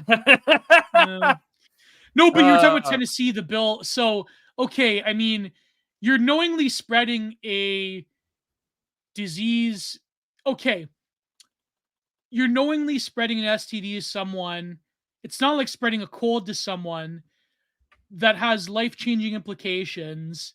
I mean, I know it's the same argument about clownvid, right? But it's like, It's not, because getting AIDS is actually harder than people think. This is what Mr. D was talking about. Like getting AIDS actually requires quite a bit of physical, force and contact relative to other diseases. So if you knowingly spread it to somebody with okay, if you disclose your status and you're part of some gay hookup or whatever, then it's like, okay, you know what you're chances. Doing. Yeah, you know what you're doing. You want to play that game, fine, okay. But you if want to chase your bug or whatever, exactly, yeah. There in season 3 of Kink, actually, there was one guy who was in with an older man, where he actually got AIDS through sexual assault. Like that's, or it was like, he was drunk or whatever. He was a drug addict, right? Yeah. A homosexual drug addict, that never happens. But like, you know what I mean? Like if you knowingly are engaging in sexual activity as a gay person with someone with HIV positive, it's like, okay, whatever. But if you're spreading it to somebody and that's your thing, like there was a famous case here in Canada with an African migrant who was spreading it to women and men. And it was like a famous case in the 1990s. But it's like, and he got charged for murder, and this was when AIDS would kill you, right? And it was like just before the mid-90s where they had treatments, right? And the treatments were very good at the beginning. They didn't have like the real good antivirals. So it was still a death sentence. Like it's, up until I believe 2001, it would still have a very severe impact on your quality of life and everything. Yeah, I mean that was it for you. It was it. Yeah. Well, even before that, it was it for you. But even when they did have the beginning, the few antivirals, it's still half your life expectancy. It was only until relatively recently that they have AIDS medications that can, I mean, you're still at risk for heart attacks and certain cancers, but you could live a normal life, right? But still, you're getting something that changes your life. At the end of the day, it's HIV. You're not like, you can't fuck around with this stuff. No, you really can't. And I mean, that's just the nature of how the game Yeah. gets played. And I mean, Yeah. the Americans with Disabilities Act, an unfunded mandate that was sort of pushed on. Okay, I'm going to hold back because some of the politics there. What if Really, someone in a wheelchair it's a muddy narrative, but like I get runs over a child and kills them with their do you still- wheelchair. Yeah, with their wheelchair. It's Americans with Disabilities Act, right? No, I yes, but like would you still persecute them? I'm trying to foresee an environment where some Where he's like "Ramming some speed!" fucker is like ramming speed, got like JATO, like jet assisted or rocket assisted takeoff rockets attached to his fucking wheelchair and kills. Like in Happy Wheels. Yeah, right. Like yeah, I'm trying to imagine a Happy Wheel situation where he's going like full fucking speed down like an on ramp Down a and hill like and and kills yeah. like an 18-month-old toddler who's just beginning to walk. Like, I'm sure it's happened. I'm sure. I can guarantee it's happened in the world. Hold on. I'm going to look that up. Child dies Wheelchair-related death. Put it from that way. being Yeah. ran over by wheelchair. Let's see what we Yeah. get. But would you 6-year-old still child. persecute them? I don't persecute the disabled, Gio. What the fuck? No, but I mean, like, if they consciously ran over a child with the wheelchair. Oh, I mean, like, they're gonna get rolled off the cliff, but I mean, like... No, but that's what I mean, right? So it's like, technically, if you have HIV... But that's different. Like... Yeah. Because, I mean, like, it's different. Like, if you're, like, disabled and you're, like, a quadriplegic or paraplegic from, like, a neurological disorder or, like, you got hit by a car, right. That's different than, like, I have AIDS, I'm going to give it to you because fuck you. Or, like, I have HIV. No, I mean prosecute. I'm sorry. Yeah. Well, prosecute. I'd prosecute the disabled guy. Like, you can't walk. It doesn't mean you're too mentally incompetent to stand trial. That's different. No, but that's what I mean. Like, it's the same thing with HIV. Like, I'm sorry. Like, if you're passing it along and, like, sorry, it's the things that you have to do to create, like, tears and damage to the body where you are susceptible to getting that disease. Like, yeah, you should be prosecuted just because, like, you're a sick freak and we're gonna, like, prosecute you anyway. Like, no, sorry, you've committed crimes against Skyrim people and you were cringe. Like, there's been differently able people that have killed people before and that go to jail. You know, so it's like, why would the Americans with Disabilities Act get like? It's people consciously giving other people a disease that at least has the potential to kill you. So it's like, also, I like how they treat it. I like it's the woke or more correct in the mainstream striking again. It's like, actually, yes, like these promiscuous, like homosexuals that pass along their disease. Actually, they are disabled. They are mentally, it's just like, I love the connotation for that. It's that sort of, it's sort of like the unintentional baseness of libs. Yeah, it's like, that white man's burden thing, like that one tweet? Yes, we have to take care of these like retarded, like homosexuals that give AIDS to each other. Who else is going to do it? And it's just like, I don't know, you could leave them alone and let nature sort it out, man. But like that one tweet about Has Been Hotel. Go to hell. It's full of trans people. How come it's not full of Austrian Painter fans? Like, I don't understand. Why is it full of trans and bi people? Why is hell full of those people? Why isn't it full of Austrian Painter people? It's like, go to hell and it's full of, them. It's full of libtard. Hell is full of libtards, according to VizPop. So, well, I'm sure hell is full of people that claim to be based as well, but like, oh, definitely 100%. Yeah, the people say the road to hell is paved with good intentions. The road to hell is paved with people that made an idol of themselves first before God. I mean, I should tweet that hell is full of libtards. It's funny because like Jim Carrey, the actor, had once said that, like, I like to think that hell is just like a place where you're constantly listening to the elderly eat sandwiches and they're breathing through like their mouth as they eat and chew. And I'm like, yeah, maybe, but like I also know that that's not what hell is like, and it's probably worse than anything that I could ever imagine. I don't want to think about it because it's a terrifying concept, but sure, right? I'm sure hell is full of libtards. I'm sure. Maybe Dante's. But it's funny how it becomes like kitsch animation, like it becomes satirized, and there's a long history in cartooning in America of like satirizing hell, like like even Bugs Bunny satirized hell, Ren and Stimpy, that that was a good scene where like where Ren was like pissing on the border game, and he's Yeah. like, "You just had to urinate on the fence, didn't you?" That was funny. No, but anyways, we're talking about yeah, the Tennessee thing. But Well, I what mean else? the what is it like the story of religion in America, like Oh right, you yeah. know, like or even the divided mind, right? All a lot of it is that like we have a particularly bloodless and less judgmental God than we do. I mean, this is the whole moral therapeutic deism stuff, right? It's just like there is no fear of it. It's just like, oh, be a good person, just be a heckin' decent human being, Gio, and like God Yeah. will reward you, which is like that's not really how that works at all in any way, shape, or form.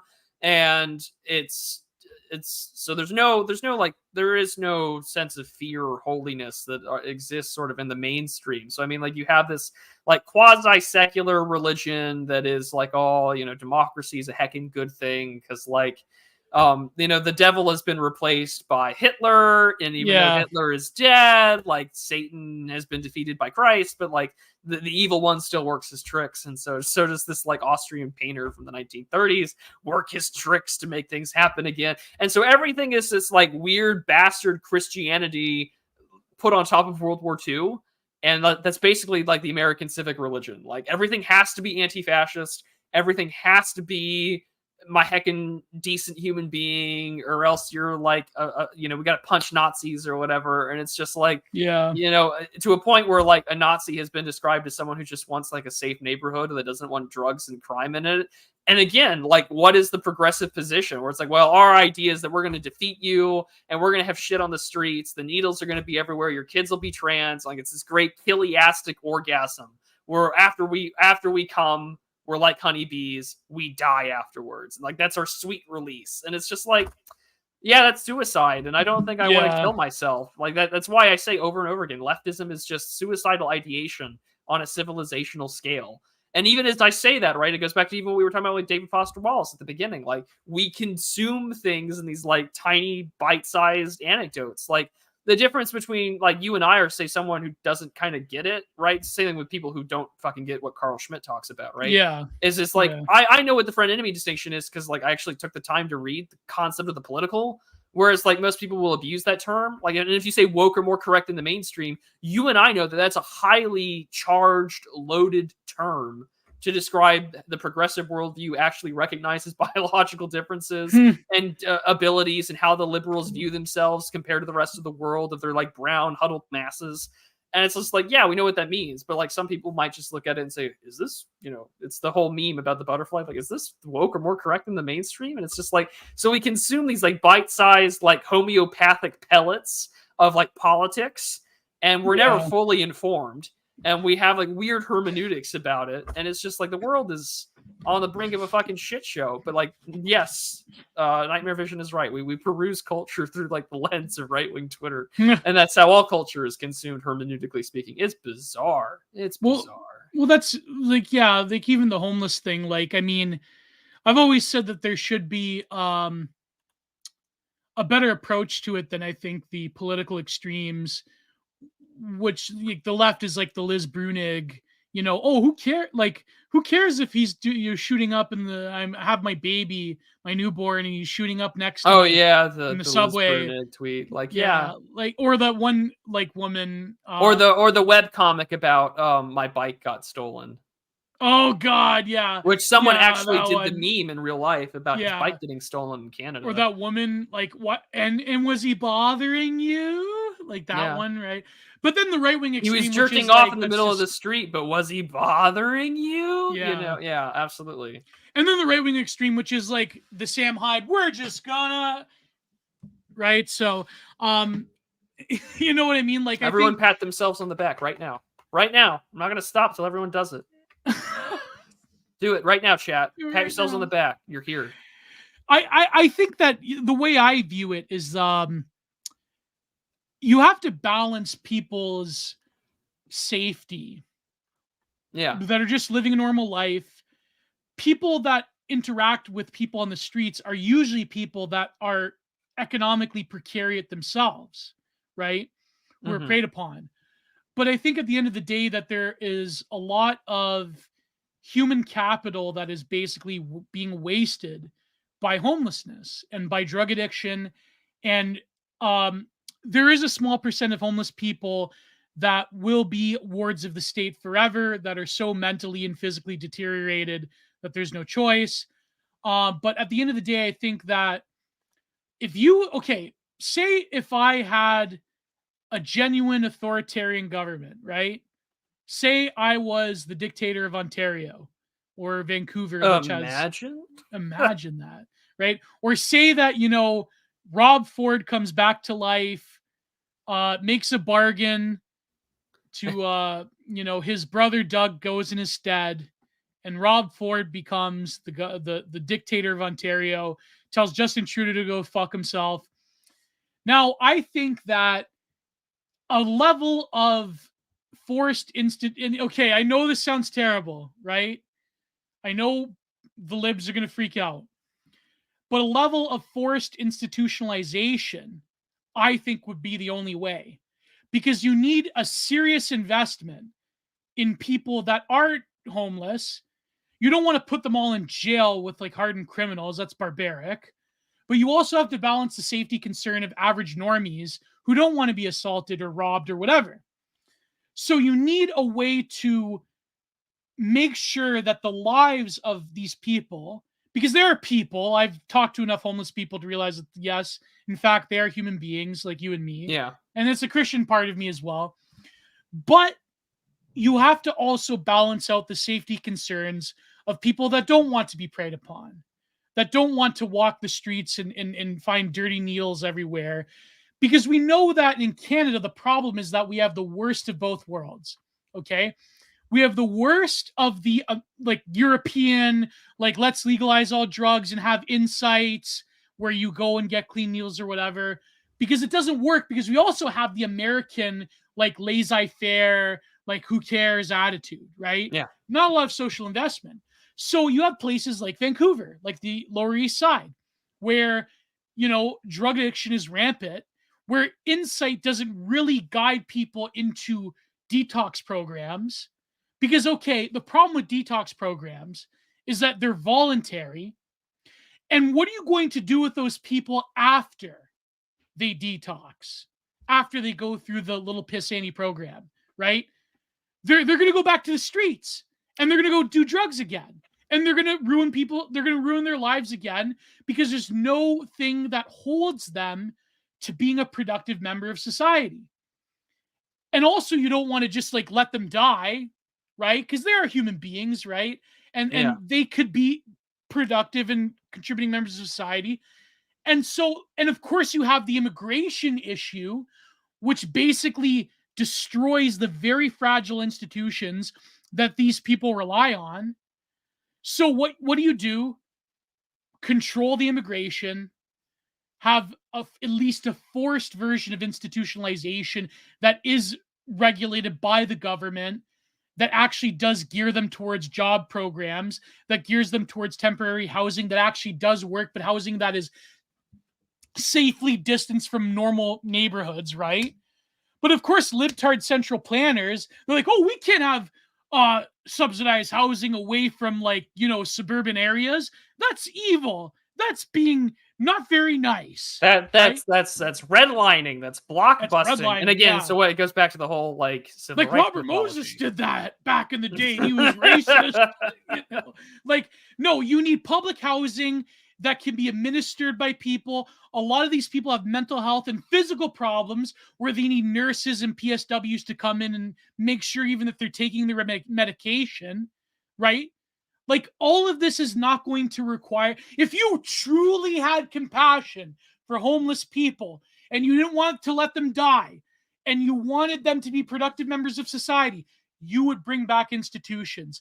You would bring back them by force of law. You'd have nurses that would be there to make sure that they were taking their medication, that they were going to their jobs programs, that they were being trained.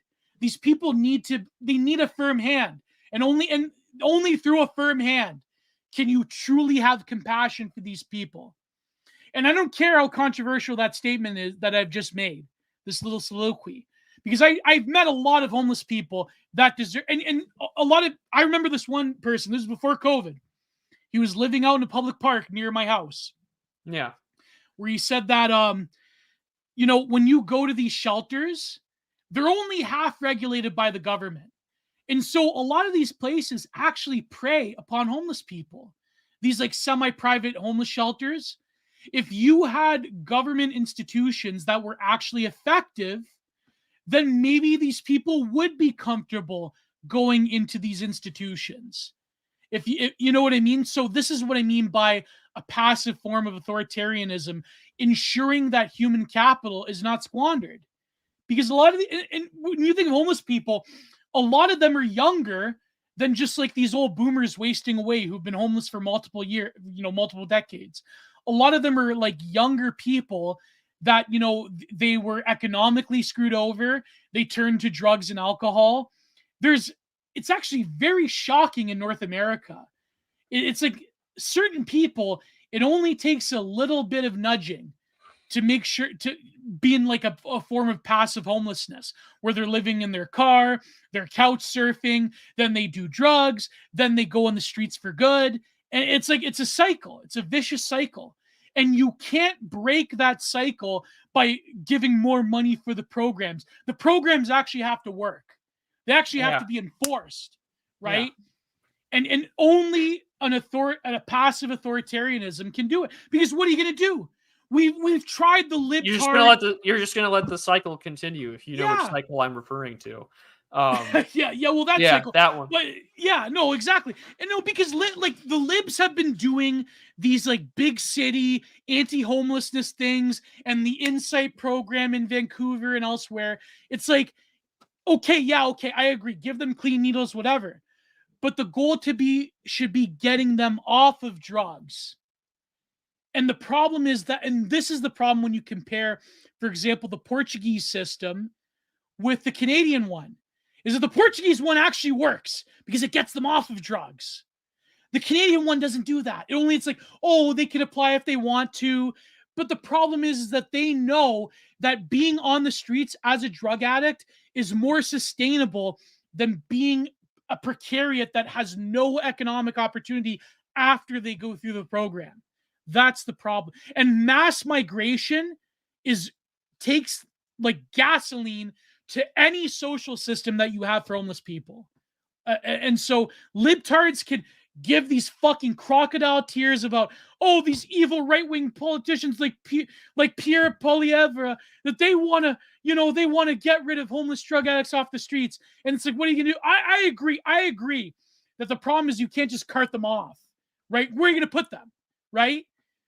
But these libtards that bitch about the conservatives wanting safe neighborhoods, they actually worship criminality. They say, that's fine. Is he bothering you? In fact, yes, that homeless person will eventually bother you, because if they're jonesing for a fix and they need money, they'll try to rob somebody, right? And I have compassion for them, but compassion has limits.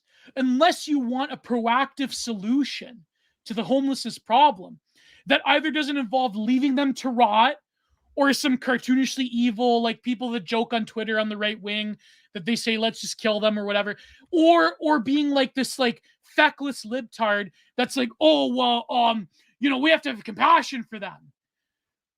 But what does compassion really mean in a material sense if you're not willing to enforce these people having a better life? It doesn't matter. Absolutely. It doesn't fucking matter. And so it really disturbs me when people talk about homelessness, these libtards, about fixing the problem, because they don't want to fix the problem. And it really bothers, because I've known homeless people in my life. It really bothers me, because unless you're willing to put force to plans that can proactively get them off the streets, it's not going to matter. And so don't give me this bullshit about, we just got to give them more clean needles. Like, what's that going to do for them? Anyway, I'm sorry. You're just no. I mean, it exacerbates the cycle. Yeah, I mean, this is the whole me, the whole harm reduction thing is sort of that whole harm principle. That sort of old, liberal idea, just everything from like a lot of the Lockean They're not concepts serious are. people. They're not. Well, Yeah. even if they were being serious and genuine about what they are, again, it's the whole out of sight, out of mind deal, right? Like there's no internal monologue about as to where the direction of this goes. They know that A, it makes them feel good. B, these progressive causes makes them on the right side of whatever moral quandary they have. And they'll be like, oh, well, Jesus says loves thy neighbor. And it's like, yes, but he also tells these people sin no more. And I mean, like Yeah. this was something that, and again, I'm referencing him. You can hate me or love me for it, but like when Curtis Yarvin's wife died, they were asking, she had a charity in California that like she wanted money to be donated to in her name. Well, it turns out, the way that Yarvin explained that charity is like it's basically a fascist charity because they tell the homeless people what to do, how to do it, get better, or we kick you out.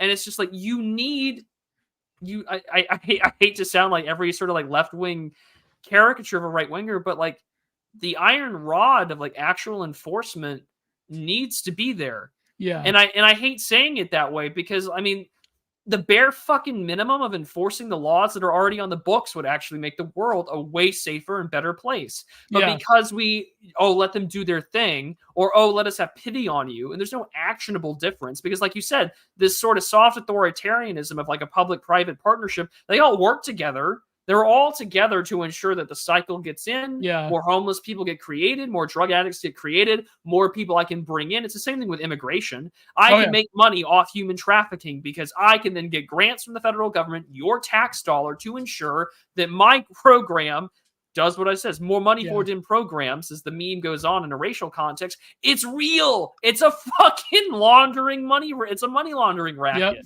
And we do it everywhere. And I see it firsthand working in the nonprofit sector every goddamn day. That's what it is. Every fucking day. It's how do you ask the federal government for more money? And you'll never get money if you solve the problem. That's the number one rule. It's the same thing with the federal government. You will never get more money unless you spend the money you have and unless there's more problems to be created. So you have to constantly either A, never solve the problem, or B, you have to expand the scope of your mission, so mission creep, about what you're trying to accomplish. And so millions of more dollars get raked in. Millions of more people come into the system. Millions of more dollars go to pay your salary, my salary, the admin salary, all to tell people about what a shitty problem this is. And we just ignore the people who ask, well, what have you actually solved? Mm-hmm. Because, I mean, any successful charity should be small, should be effective at what they do, and should be happily saying every year, we're solving our problem. Maybe one year we won't exist.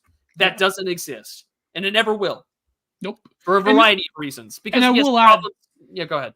No, go ahead, produce. All I was going to say was it's just that the problems themselves never go away because we do live in a fallen world and all that. But holy hell, could we solve a lot more problems quickly? But again, like any business, any manager, and any managerial system, you have to constantly grow. You have to constantly expand because our idea of charity is cancer. You have to constantly grow and infect new systems, find the lymph nodes of society. So this means that like a program or a charity that explicitly deals in homelessness now can easily expand and infest the lymph nodes of drug prevention, policing, economics, redistribution for healthcare and human services, and then housing. Just like that, one mission can then be turned into 5 programs, into 10 programs, and millions of more dollars of your taxpayer money gets raked in to do so. And do you actually help people? Some people you genuinely do. And I've met people that have genuinely been helped and are on their feet. But the number of people who just go through the system and wash through it day in and day out is more than any percentage of the people that actually get fixed. And that's what hurts me so much about the work that I do. Is that like I'm a glorified beggar. I am a grant writer. I see it day in and day out. And I'm as what Yarvin would say, I'm a professional progressive because I work in a progressively coded system and no one knows that I'm this like right-wing, reactionary, whatever they want to call me. I don't like labels, but like I see a system that, and again, like I made it a goal to work with organizations that are less than like, $2 or $3 million in terms of budget. Like I don't make a lot of money in real life, but I also know that because I don't make a lot of money for real life, I don't have a sinecure. I'm not working for some community foundation. And I'm not going to go any further because I don't want to get myself in trouble. But like, I work for people that actually produce results Mhm. and that don't expand a lot for mission creep. And I don't, and it's so, I don't know, Gio. It hurts me to know that like we're supposed to help people, Yeah. and especially like, did you visit me? Everything that Christ says about the end. Like, were you there to help others? Did you do all these things?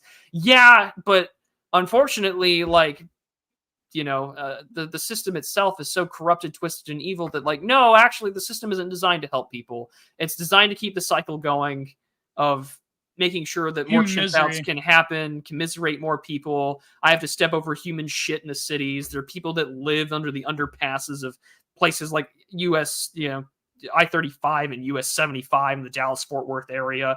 And it's just like, well, what the hell am I supposed to do other than to just witness like the regime just decidingly continuing and exacerbating the system? And I don't mean to sound like I'm blackpilling. It's just like, it's very ugly to see it from the inside, to know that so much of your fucking money gets wasted on inane, useless bullshit. And honestly, to some extent, it does make you want to wish for things to get worse. But at the same time, if things get worse, then like people like you and I suffer, your friends suffer, and it's just like, oh, it's sort of something that like Dimes and I were talking about not too long ago. I think it was before we recorded anything. But he's just like, sometimes you listen to these talks and you know all these things, and you're just like, how do you not want to just like blow your brains out on the side of the floor? And it's just like, I don't know, man. Like, it helps to believe in something, to be motivated. And I'll just shill my Substack right there. I wrote an essay about re-enchantment, and if you want to read that, I have some more thoughts on this issue there. But I'll shut up. Is there anything else you want to talk about, Gio? Well, no, before we move on to the Ben Shapiro, then maybe we'll talk about your Substack and what we were going to originally talk about in this episode.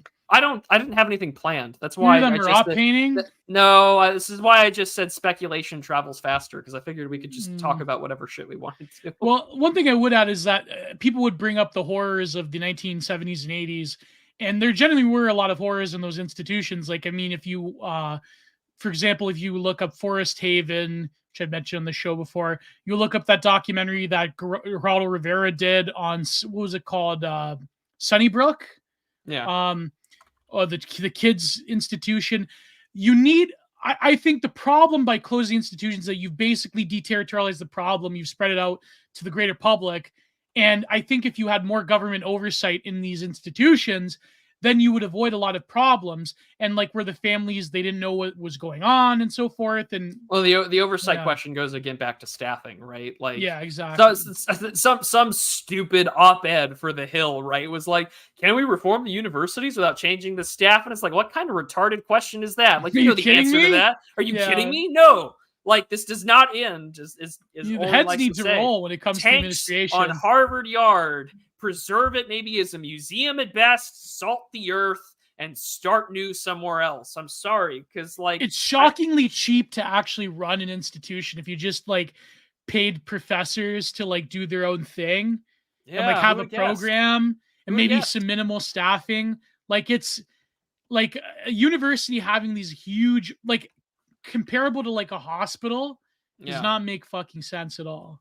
I'm sorry. There needs to be, because the reality is like, this is what problem with like Jordan Peterson and Ben Shapiro and all that is, that really the administrators have more power in universities to like push the woke. I mean, I fucking hate the term woke, but like the woke turnations coming from the administration, not from the professors themselves.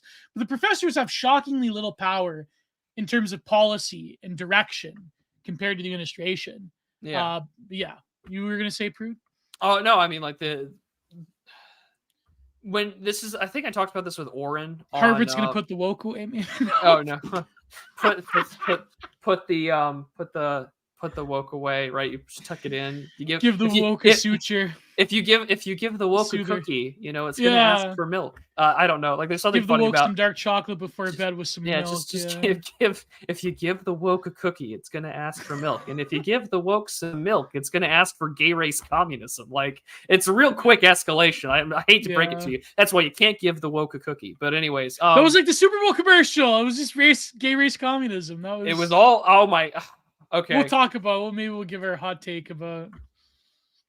I'll leave we it still at haven't that. talked about the Pootler interview. We got to talk about the. You don't want to talk about the Pootler interview? Fuck it. Oh, I talked about it on Pony Express Radio, but I mean, I think that it was a well-crafted and well-tailored message meant for the English-speaking world. And like I mentioned at the beginning with Tucker doing the whole like inverse Boris Yeltsin visiting like a supermarket, like it's it's some really good how Yeah. the other side lives, quasi if not outright propaganda, but just basically Well, even yeah. if it isn't, it is getting a message across to people here in the West where it's just like, oh, life can be good when things are like, maybe sanctions didn't work. And oh, by the way, we look at a grocery store and we see that things are doing quite well in this part of the world. And oh, by the way, like it's really nice when you go to a store and there's cashiers and like you don't have to deal with like black people robbing $800 worth of stuff every time, and like Governor Gavin Newsom's on a Zoom call like, hey, how do we fix this? I was like, I don't know, Governor, how do you fix this? You're in charge. It's that progressive passive voice where they're never Yeah. in charge. Well, I But will say that Russian food production is more closer to their own markets. oh And yeah, so, that is true. That yeah, that that is true. yeah. There, and also like America, they do have a pretty robust agriculture system, except Yeah. they don't They just don't worship have the the god. brands They that just we they do. just don't worship the god of corn like America Yeah. does. Like we're not, our America's like industrial farming and agriculture sector is like truly Mesoamerican in its religiosity, because we worship the corn god That or was whatever. like that Facebook post back in the day where someone opened up the junk drawer and they're like, wow, this is all just corn. Like, Yeah. it's basically just Wow, it's corn. it's all it's all corn. That's it. It's How all to just make corn. different things out of corn. Yeah, that's Yeah. basically, you know. Um, But no, but I thought like I don't know, man, like it's really there's certain voices who are at least partially sympathetic to the the SMO on the right, on the right, but I noticed that this like voice of contrarianism has because like normie right wingers are starting to be like, maybe Putler isn't like the evil whatever. So I noticed like the knee-jerk contrarianism is starting to creep into various factions of the right. I just But I it is what remain it is. I remain a skeptic. That's all. Well, yeah. I don't, I'm not like trying to be a contrarian to everything that you claim. I just think that I think a healthy dose of skepticism, because Well, Twitter and all forms of media, like we're in the West, Gio, like we're in the most psyop part of the world. Like yeah. I think it requires to have a healthy dose of skepticism. Not to say that like I don't have any first principles or anything like that. It's just that I'm cognizant of the fact I live in a world where there is so much shit going on that is meant to deliberately produce, consent or to spin a narrative in a way that doesn't necessarily come from my government. It can come from others. I don't know. Like I welcome to the world of psyops. Just like I think that's an important thing to consider in the back of your head. Well, I think James Kirkpatrick had the best take today, where he said like there are other countries that have interests that align with certain parts that are favorable to you and your country. They have other interests that don't align to the interests of you and your country. And this is just how mature geopolitics works. And Yeah. to be worked up over it, like a lot of like even right wingers that I respect tweeting about like Putin doesn't have our interests. Like no shit. Like no Yeah. shit. No Like shit. Right. no shit. He doesn't have your interests in mind. Like hello, come on. But there are Does some the things American that he government but have an there's interest in but mind? No. but there are some things that he says and does for his people that sound way better than what my country's doing, right? Like, Well, no, I and there's some wholeheartedly things agree with that that. he says that are fucking cringe. Yeah, absolutely. But at the end of the day, who has more power, okay? A coalition of African countries in the world stage or Western right wingers? Who has more material power in this world? Not to say that I agree with, because, at the end of the day, whether you believe it or not, Russia is still a part of Europe. The Slavic Yeah. world in general is still a part of Europe. And Ukraine is still a part of Europe. So it's like, I agree, it's cringe. Just their world is in. Oh, he What? had a great take on the HIV thing we were just talking about. He says you Oh, can write the Kirkpatrick? great American, yeah, James Kirkpatrick, write the great American novel, enjoy a 50-year marriage, having a loving family, cure ALS, and save a puppy's life while scratching off a winning lottery ticket, and you won't get 1% of the satisfaction and joy civil rights activists feel after they get people infected with HIV. So, oh, that's so good. That's so That's good. so good. Oh Have my you god. watched The Gift documentary? No. You never watched The Gift? No. Oh my god, really, I Prude? No. You didn't. You mean you weren't there for the Common Filth days? You mean I wasn't there to go watch a documentary about HIV and AIDS? No. Wild Bill's Standard Fuck Party. No. You never watched the meme though, the Wild Bill, the Standard Fuck Party. I feel like this is the meme where like the guy is yelling at like the basketball games, like, you never watched the HIV/AIDS documentary. It's like, no, Gio, what the fuck? Maybe we should review it was actually a good documentary if you like bracket the memes. It was actually pretty good. Maybe we should review it next week. The Gift. It's on YouTube. Okay.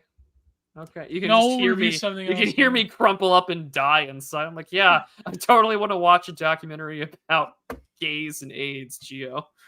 Like, well, yeah, I'm not sure I want to. You know, we watched plenty of other things about, you know, and that was enough. We should do a good movie review again. I've been let's review a good movie. I heard that I've been going through Abel Ferreira's. I heard The Iron Claw was a good movie. We could watch that. Oh yeah. I was told that, like, how the hell did this movie get made in 2023? So maybe watch that. And it's about the Von Erichs too, so I it was cover all the wrestling lore. You could see it would work out for both of us. We talk about movies and talk about wrestling. I was watching. I haven't finished it yet, but because I was going through because Tubi has quite a few Abel Ferreira films. The one with where William Dafoe is banging the art hoe at the end of the world, 444 the end of Earth or something like that. I think it's called. It's called 444. That was a great movie. What a way to go. Yeah, but it was about the end of the world. And the world ends, and you get to bag the art hoe. What a win! It was like his version. It was like Abel Ferreira's version of Melancholia a little bit. Yeah, I have watched Miyazaki films. Yeah, I've watched. Oh God, the one where the detective one. Oh, I forget. Which Miyazaki films have you seen and enjoy? But anyways, okay. So moving on, we got to stay on topic. We've done we've been all over the place today. Yeah. I mean, I've seen a few Miyazaki movies. I mean, which ones have you seen? Oh man, I've seen Princess Mononoke, Spirited Away, My Neighbor Totoro, Castle in the Sky, and Kiki's Delivery Service. I haven't seen any others than that. Oh, I was getting confused with the other chapters. Oh, I've seen Spirited Away. I've seen Wind Rises. I've seen. I kind of want to watch Crimson Pig or Porco Rosso. I kind of want to see that. I think I watched Porco Rosso. I watched a lot of them with my parents, actually. Believe it or not. Like every time I have dinner at my friend's place, because they have 3 kids, like a Miyazaki movie is always on, and it's just like, so I've seen a lot of him vicariously through my friends' children, and all these aren't bad. What's the one with the flying castle? Isn't that Howl's Moving Castle? Oh no, but there's another. Oh yeah, there's also Castle in the Sky, but there's Howl's Moving Castle is the one you're probably thinking of. Yeah, I think I watched that with my folks, because I remember like watching Spirited Away, and I'm like, I go, you know what? It's an anime, right? It's technically an anime. Now that I'm thinking about how to make you suffer, I should make you sit through and watch Steins Gate. What's Steins Gate? It's kind of anime, but think of time travel and some other fun sci-fi stuff and politics. And then I can have Charlemagne romance anime where they travel through time. I've not seen that. It's called Time Wave or something like that. You know the one where it's like it was a great one. It was a great romance anime. I like those. You ever watch Paprika? No, I haven't actually. Oh God, yeah, Paprika's great. You hated Melancholia. Yeah, I prefer Antichrist to Melancholia, but Melancholia was pretty good. But what's Steins Gate about? What is Steins Gate about? Jeffrey Epstein's Island? Steins Gate? No. It is not about that at all. No, I would just recommend that you go look it up, go watch it, enjoy. But yeah, it has a lot to do. See if I can find it. If not, maybe I'll get you. Oh, it's easy. It's easy to look up. You know, you've got CERN. You've got a time machine. It's great, and I can have Charlemagne come on and talk about it. It'd be fun. Oh man. If we're gonna talk about anime, Gio, like, sorry, I'm gonna make you suffer for once. All right. We'll see. Maybe we'll bring Charlie on for that one. Charlie is seen. Well, I like the what's it called? The other cone one. Perfect Blue. Perfect Blue. I love that one. Perfect Blue is great. Um, but anyways, yeah, so the Poodler thing, I feel like it's like, Your phone's blowing up. You're a what? popular man. I said your phone is blowing up. You're a Oh popular yeah, so man. I should mute that. I should no, but the Poodler thing, like, I mean, I don't know. I think the interview should have been better. I see like a lot of these knee-jerk contrarian takes by certain figures of the E-right. It's just that I don't know. It is what it is. At the end of the day, I mean, he could have done better in terms of sticking to the narrative instead of doing like the revanchist history thing. But Yeah. it is what it is. I mean, he's not. I don't know. I debate back and forth whether he was actually playing to a Western audience or not, or if he thought it was just like another interview and he didn't realize like Tucker. Like there are these shit lib journalists that are like they knew exactly what Tucker like that. Like even like people that are Tuckler. conservatards, like that. What's that? Like what's that one Asian girl they always parade around at TPUSA or whatever? Lauren Chen. I think it was Lauren Chen. That's like, oh, that's like he knew exactly why they picked Tucker because Tucker's audience has become like Kremlin sympathetic, blah, blah, blah. It's like, get the fuck out of here. Like, I think that he thought it was just like another Western interview. And so, a lot of Eastern Europeans have that tendency to go on long historical rants. But yeah, so I go back and forth whether he realized what he was doing the way that Viktor Orban realized that like I'm very much playing to a Western right-wing audience. Like Orban gave everybody during the Tucker interview the red meat of like the woke and like Tucker, we have no wokeness in Hungary. Like it's yeah. So oh, did you see Poland is going downhill? Speaking of Eastern Europe, yes, with Donald Tusk and all of that jazz. Yeah, they're going to make it illegal to say that marriage is between a man and a woman, which I think I don't know. I mean, isn't like what's straight that? marriage in their constitution? It doesn't make sense. Well, they can change that in the same way that most of the Greek people hate gay marriage, but like their center-right government is trying to legalize it. Oh my god!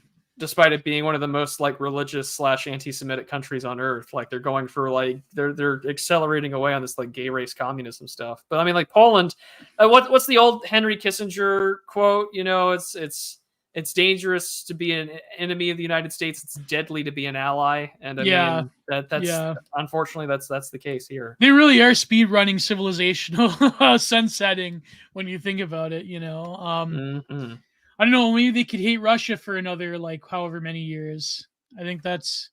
Well, that'll never go away. I don't think. As long as there's an ethnic blood feud somewhere, like it's inevitable. Yeah, that's true. Oh, but like you had a good rant. I don't know if it was you. I think it was you. Let me go. Yeah, I had a long post. Yeah. Yeah, you did. You had a very long post about the. Did you have the long post about the Ben Shapiro thing? Yes, I did. Okay, it was you. Check. Okay, because I mean, someone else had a good one on. I don't know who it was, but it was just basically like this is nothing but pornography for these people. Like it's masturbatory. They get to have their like saccharine masculinity with their like drinks and. Oh god! And their bookshelves. And I'm like, this is just porn. Like, at what point are you like, oh, I get to LARP and I get to jerk off as like an intellectual? And it's just like, cool, sure, you've read Frank S. Meyer, who was like a proto like outright communist before joining the National Review. Like, okay, you've read In Defense of Freedom and other essays, but like Defense of Freedom.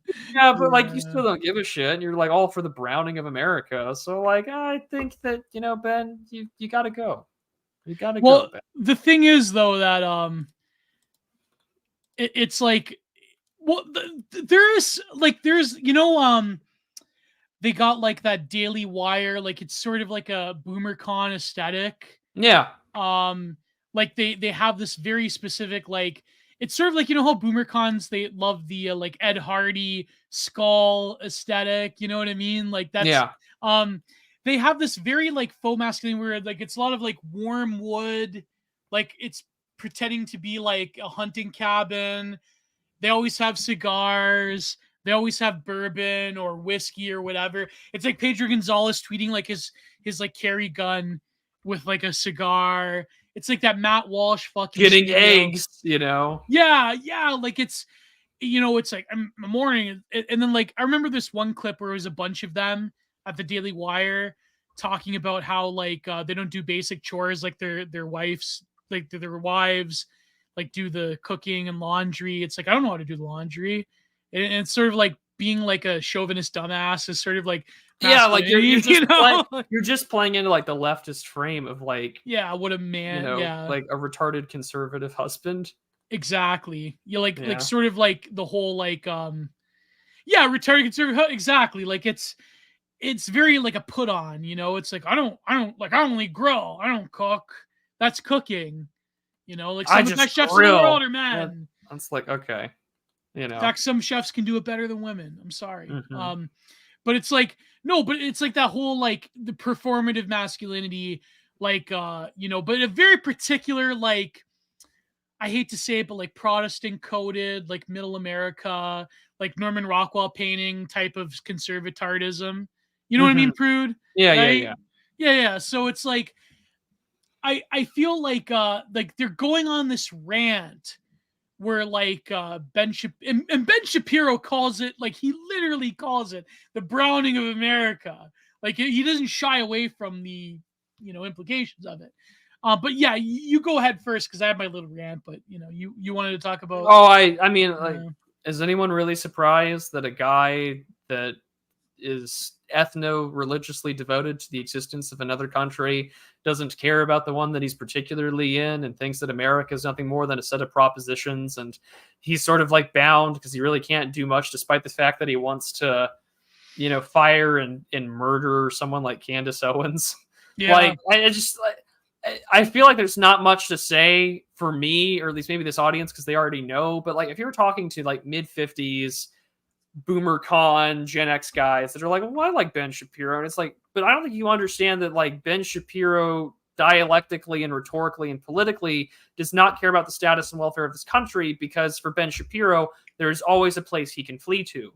There is no other place that you can flee to.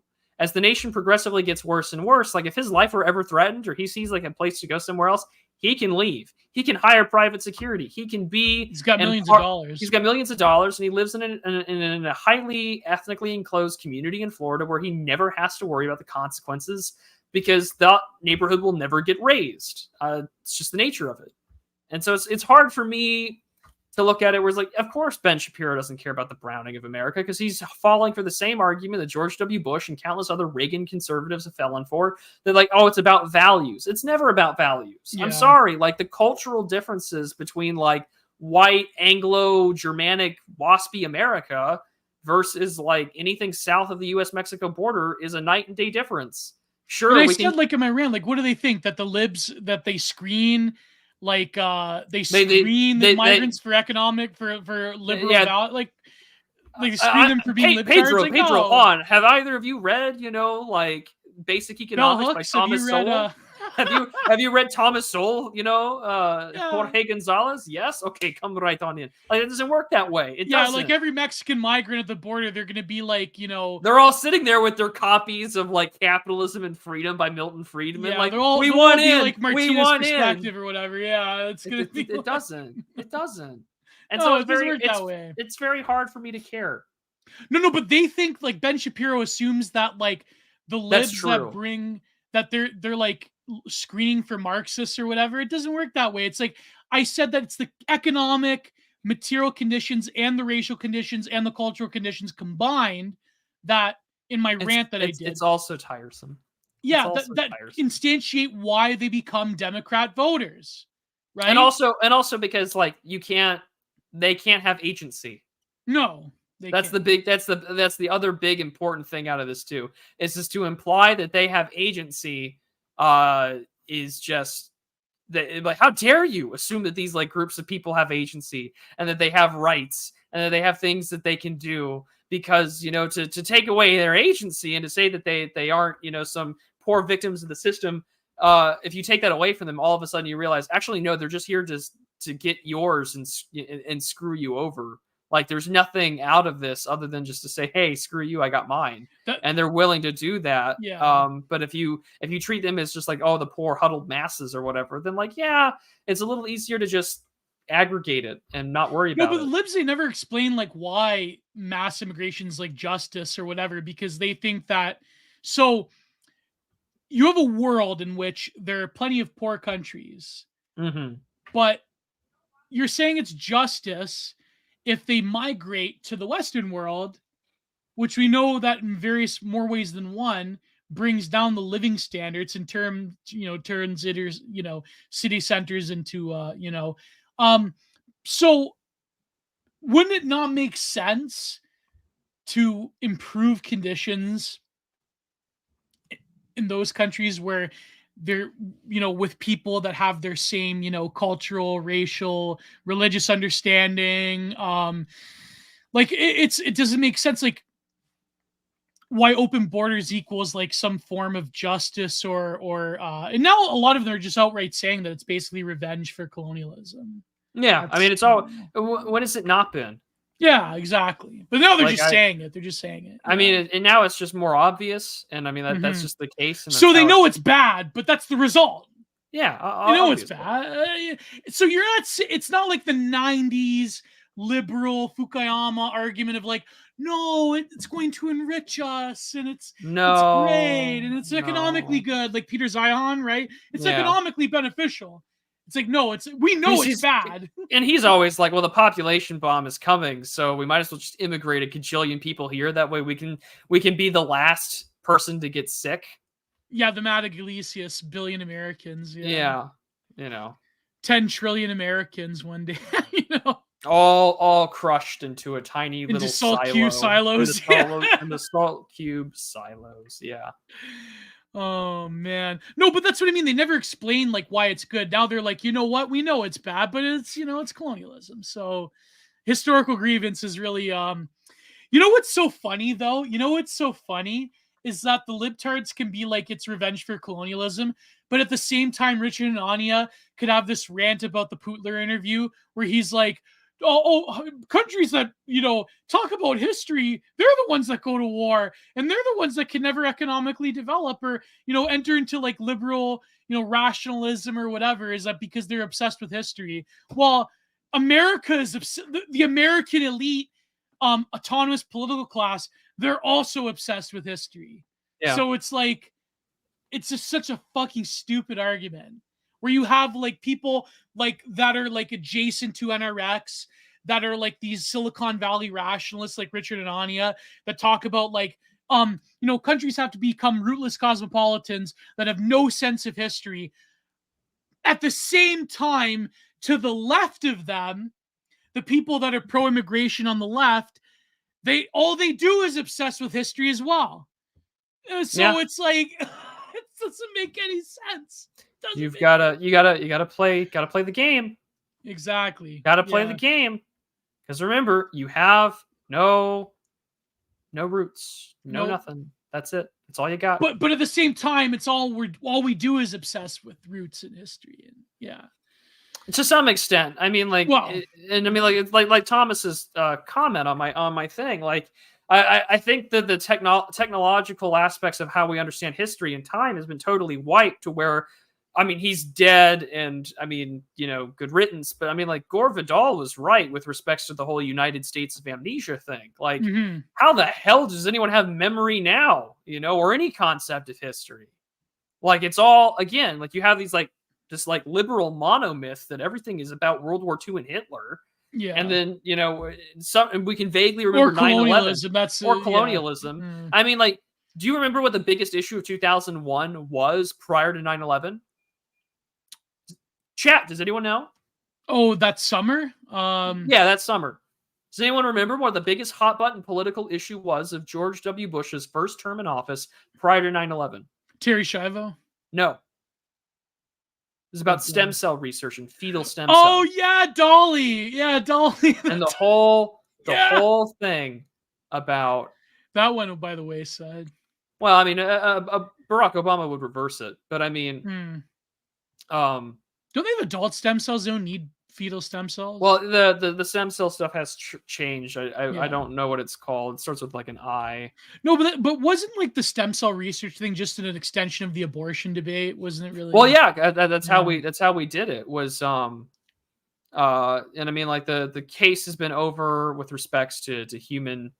I mean, Barack Obama had a lot of cases about this with like Shirley v. Sebelius back in like 2012. Oh, Sebelius, I remember that one. You know, the embryonic stem cell, of course, has been like one of the most the biggest issue there. I mean, then there's like totipotent stem cells. And I mean, like the technology has advanced, but I mean, like the big debate was like, listen, I get the pro-life position is what liberals would say, but like we're gonna have scientists just like sit on their thumbs while the rest of the world goes ahead of us.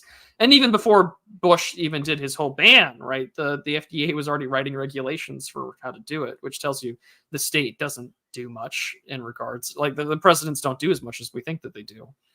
But yeah, I mean, it was just, again, right, like, is anyone else like, 2001, like what were the other issues? Well, outside of, just off the waves of hanging chads in Florida, well, stem cells, that was it. And then 9/11 happened, and then it was all game over from there. Do you remember like the early like racial cultural war angle? Like you would have like the Jenna 6 with like Al Sharpton. Then you had Terry, of course you had Trayvon Martin, and then that was Obama. But I mean, George W. Bush, I mean, again, Mrs. He was spared of a lot of racial issues besides Katrina. Like, I'm trying to think of it. I mean, because like Reagan had more racial issues, when you think about it. When the hell did that happen? I'm now looking that up. Hold on. Oh, the Genesis. No. Reagan was in office still. Okay, yeah. Yeah. I was thinking of the Tawana Brawley case back in the 80s. Oh, what was that one? A black woman falsely accused 4 white men of abusing and raping her for like 5 days. Oh yeah. And I mean, that was back when Al Sharpton was a fat bastard, and like Morton Downey Jr. had them on to talk about it, and he like defended the whole accusation. And wild stuff. Anyways, no, sorry, I'm getting confused. Jesse Jackson was the FBI informant. But Al Sharpton used to be such a fat fuck. That was great. Yeah. Apparently cocaine is good for you in that respect. Who knows? Like it was like Eldridge Cleaver. He was the head of the Black Panthers that became an unironic Reaganite. That was amazing. Yeah, he was the Kanye West of our day when you think about it. Not really. Like Kanye came out for Trump, right? And then, anyways, let's not mention that. I haven't listened to his new album. I mean, I should listen to Kanye. But... Speaking of music, apparently our friends Dan Baltzik and Matt Pegas are reviewing or talking about the Insane Clown Posse. Like Oh, really? They have a new episode of New Right, so I'm kind of excited to dive into that after the show. Well, apparently Violent J got canceled. Really? Yeah, for minors. So, oh wow, coal minors. Who would have guessed? Who would have guessed that back in the early 2000s you could get away with a lot of shit. Yeah. I mean, are they gonna? I hope they cover that one part where they were in WCW and Mike Awesome almost killed Shaggy by throwing him off of a bus they had near the ring. It's crazy. He fucking planted him. It was great. Oh man, it was great. I really liked when ICP had a Juggalo Championship Wrestling and Shaggy and Violent J, they were the commentators. They were the color commentary. That was funny. I remember that one part where they got Vader. God rest his soul, by the way, to Leon White. He was a legend. I remember Shaggy and Violent J, they're like a man that never misses a day at the gym, never misses a day at the buffet, and never misses a day at the bar. It's like all rolled into one. Kind of based, not gonna lie. Kind of based. Yeah, 400 pounds, and you could move like a cat in the ring. RIP to a legend, though. Vader was one of the best pure Haas wrestlers in the world, man. The stuff he did in Japan was incredible. But anyways, enough about wrestling. Maybe next week we'll talk about wrestling. Maybe. Yeah. Do you want us to Robin? Do you want to give Prude a super chat to cover the Welsh drama? What's there to say about the Welsh drama? Turkey Tom did a video. I mean, Tom Dart, who cares? by all means, donate Yeah. and send your super chat. We'll the talk super about chats. it. Send it via Entropy. It's always better. It takes less. Oh, of the but do you have cut, any not take getting on the Ben Shapiro? Like, my take was just that even if you were to bracket the racial issue, it doesn't make sense for conservatives to not care about mass immigration.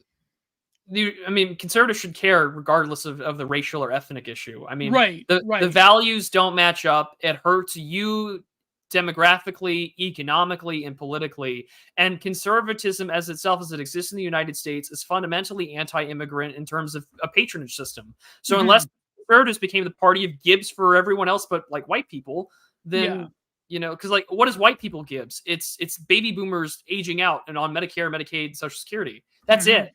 This is why we'll never touch Social Security, because like until the boomers die off, and then maybe we will. But until then, right, like there's two different divides, and it's just not going to happen. I mean, economically, politically, national security wise, yeah, absolutely, you should be anti-immigration. But again, that's a whole laundry basket of issues that sadly are unfortunately never going to be addressed. But what VTuber, Robin? There's VTuber drama? There's VTuber drama? I don't watch VTubers. The only VTuber I watch is Patrician TV. There you go. No, but so I can't tell you what drama there is there outside of the whole Never Knows Best drama, which I hate. I've already talked about a little bit. But no, but like the thing with Ben Shapiro is that my point was that, like, you know, you could have facts and figures. It was a small Twitter rant, but it's like, if you were to bracket the racial differences, and you were to just focus on culture and focus on the economic problems of having mass immigration, culture still has a genesis. We'll talk about Matt a little bit. Culture has a genesis. I don't know anything about that either, so I can't. Comment. He died of an overdose, and the last thing he saw in this life was an Overwatch screen. Wow, that's really depressing. And yeah. Wasn't he like a drama streamer? Like, what would Two Mad do? I didn't even know what Two Mad did. Don't do drugs, kids. That's all I can say. He did a prawn video with Belle Delphine, apparently. He's like this nerdy black kid that did a prawn video with Belle Delphine. So he died of an overdose on the air? I don't think it was on the air, but they found him a few days later. He was playing Overwatch. I don't think he died in air. I think he was just playing Overwatch, and he died of an overdose. What did Two Mad do? What was his shtick? He was like, what did he do? Like, he was just doing like IRL stuff. Like, I don't even know what half these YouTubers do. You know what I mean? I don't know what is the content. What is the meta of the content? Referring back to what I had said earlier. God rest his soul. By the way, I'm not bashing him. God rest his soul. You know, he didn't. As I had said earlier, at the end of the day, we all live in our own separate, unique bubbles. There is no mass public consciousness anymore about history, pop culture, or politics. So it's, you know, you tell me, hey, some streamer died. Well, that's unfortunate, I guess. People really hated him. Again, I don't know anything about it. I'm not going to comment. On his grave. I'm not commenting on the death of somebody that I don't know about. End of discussion. I'm not talking about it. But you know who did get arrested and executed? Ian Miles Chung. No, I'm kidding. He didn't get arrested. Maybe. Pray. He gets. No, I'm kidding. It's just a joke. But if the Malaysian government wanted to arrest Ian Miles Chong, they could.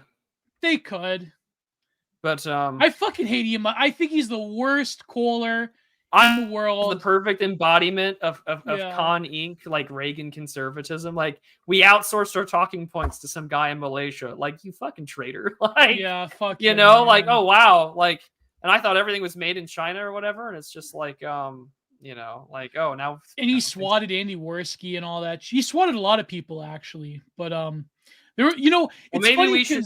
It's a shame that a shame Ian Miles Chong doesn't live in the United States, because if so, I would just use his name and like residence to sign him up for refugee resettlement. No, because there was that Cultured Man account that did that thread that blew up on all of his sordid crimes. Like, which is, I mean, you could go to Kiwi Farms and you know, research, but like he would he wrote news articles for these, like, he would like write these fucking cool news articles on Gamergate or whatever, and he would get paid for each view. So as one of the top Reddit moderators, I believe he was the most popular Reddit moderator that they kicked off, he would like boost his own content for money. And he would do all this stuff like, sorry, excuse me. It was just like incredible the scams he was pulling off on Reddit, and they had to ban him. But anyways, I'm kind of impressed. I'm not gonna lie. Yeah. But anyways, my point about the Ben Shapiro thing was that, like, even if you were to just like look at cultural difference, right? Like, at the end of the day, things don't operate in a very mechanistic way that a lot of conservatives like Ben Shapiro think, where people come like, it's the magic dirt thesis, in other words. Yeah, which is stupid. Where like you come here and you get educated and you become a rootless Westerner, whatever. But also when it comes to the other side of that, which is this natural conservative thing, it doesn't matter, because even if you were to bracket racial differences, there still is a lot of material conditions which the Democrat Party and most liberal pro-immigration forces in the West are very keen at exploiting. Yeah. They're very good at realizing that when it comes to Gibbs, when it comes to being a precariat that's going to a new country, you don't know the language, you need social services. They're gonna go to the list. They know how to exploit it. You know, well, like I said, one side is a better patron to immigrants than the other is. Exactly. What does Ben Shapiro? I should have mentioned this in the thread. I was going to, but then, you know, when you're writing, you kind of forget certain things. What does Ben Shapiro's ideology offer to the huddled masses yearning to breathe? At the end of the day, what does basic bitch conservatism offer? Nothing. Oh, pull up by your bootstraps, and you know, I smoke cigars, and it's like, even like the conservative parts, they like, you with. Can't help but play into like the libtard idea of like what an evil, like, fuck you, I've got mine conservative looks like. Exactly. You know, like, I'm sorry, dressing up like the liberal idea of like a con like Bond villain. Like, yeah, like I hate to say it, but like optically speaking, like, oh yes, we're these great enlightened intellectuals. Let me huff my own farts and like blow coke out of a hooker's ass or whatever. It's just like, all right, cool. Enjoy your TPUSA conference. There's like a million other migrants that are gonna go sign up for some progressive organization that gets resettled in your neighborhood. Like, there's not much. There's not much to say. There's nothing there. There's nothing to say. Exactly. No, because that's, at the end of the day, when you actually like listen to Ben Shapiro, not that I would recommend it, it's like there really is nothing there. Like, conservatism in America for like years now, there's nothing there. And so when the left accuses them of like intellectual bankruptcy or whatever, they're kind of correct. Like, what is there? Like, besides like, when you read Thomas Sowell, you read a few like Fox News best-selling books by these retards. Like, I shouldn't say retard that, but like, you know, I've already said it like 3 or 4 times, Gio. It's too late. Like, any Fox News publication book that's recommended, like, read, I don't know, like, what intellectual heft is there, right? So at the end of the day, I know I shouldn't mention his name, because just in case, right? But like, when, for example, when Nick Fuentes, when he accuses these people of having like an empty take about the Putler interview, like, Biden's stupid, Putin sounds smart. I agree with him. That's a cool take. That's like, why was he smart? Was he correct about Russian history? Yeah, why did he sound that way? Yeah, exactly. Like that, like, so when people like that, the fucking Dutch farmer girl, what's her name? Ava whatever. Ava Milk Blub, Ava Vladen, pick me, you know. Or like Ava Charlie Pick Kirk, Me whoever. Brooke or whatever, yeah, or like Charlie Kirk, whoever, when they have a take, or Agent Poso, when they have a take about like, oh, Putin sounds really smart compared to Biden, that's not a real take, right? So Fuentes is correct, right? But then he goes on to say that, you know, Spencer was correct, like, you know, whatever. Let's not mention, I'm not casting shade on whoever, right? But I am casting shade on Richard Anania. I am casting shade on Richard Spencer. You know, the two Richards, the terrible R's, right? The terrible R's, the two R's. Right? Yeah. Retard. I'm having too much fun. But I'm saying that, you know, he is correct. Fuentes is correct to say that. It is an empty take, right? So when you listen to people like Ben Shapiro talk about like natural conservatives or immigration or whatever, it's like they talk about crime, and they talk about Oh yeah, they'll do that like whatever. really fucking Yeah. sneaky. Oh well, the native-born population commits more crime than immigrants. I'm like, take black people out of that equation and get back to Yeah. me. There you Like go. exclude blacks and then we'll talk. Like you sneaky little fuck. Yeah. Oh yeah, natives commit more crime than anyone else, and I'm just like, I'm sorry, 1460. What? You know, like, No, huh? but it's the same with anything. It's the same like Matt Walsh about like what is a woman or whatever. It's all empty takes. It's all like even when Ben Shapiro used to debate libtards like that are like fucking Yeah, college yeah. students, It's it's all like it's all watered down. yeah, it's not. And so conservative like media like Daily Wire, Ask Ben Shapiro, it's like when you listen to them, it's like, what can I listen to? What can I get out of Ben Shapiro that I could have gotten when Rush Limbaugh was alive? You would have gotten more out of Right? Rush Limbaugh than You Ben would have gotten Shapiro. more out of Rush Limbaugh, probably. Yeah, Rush exactly. Limbaugh would have at least made you laugh. 100%. Yeah. That's all I can say. Doesn't Ben Shapiro still do like 2 hours of radio a day? I think so. They'll have to do it because radio is like the god of conservatism, right? Is the fucking talk radio, right? Yeah. But what can I get out of like just reading? If you want like real political takes, right? Where do you go? What do I like? What go to can I Twitter. get out of Ben Shapiro that I can't get in and more out of like reading James Kirkpatrick's Twitter feed or watching a 15-minute Oren McIntyre video? Because that's it. You're gonna get more from that. Oren can do in 15 minutes what it takes 2 to 3 hours of talk radio for Ben Shapiro to do every fucking day of his life. I'm not just saying that because he's our friend, right? But I'm saying like if you want like actual political critique, and I know people accuse Oren of being a cooler or whatever, who cares, right? But I'm saying like, what can I get out of Ben Shapiro that I can't get by watching old videos of Michael Savage owning libtards from California by being funny and being and yelling and being interesting? And it's like, it's over. Like at the end of the day, what do you need Matt Walsh for? Okay, I can't bash him too hard because occasionally Matt Walsh will have a viral tweet that makes the libs mad. Okay, you've made the mid. Gio, I think we're beating a dead horse. I think we are, but Michael Savage was pretty entertaining back in the day. That's true. Remember that like he had like this fat black woman on welfare call him up one time. He's like, "You need to be respectful," and he got so fucking. Speaking angry. of fat black women, Fannie Willis has been on the stand for like the last hour since we've been on the show. And, really?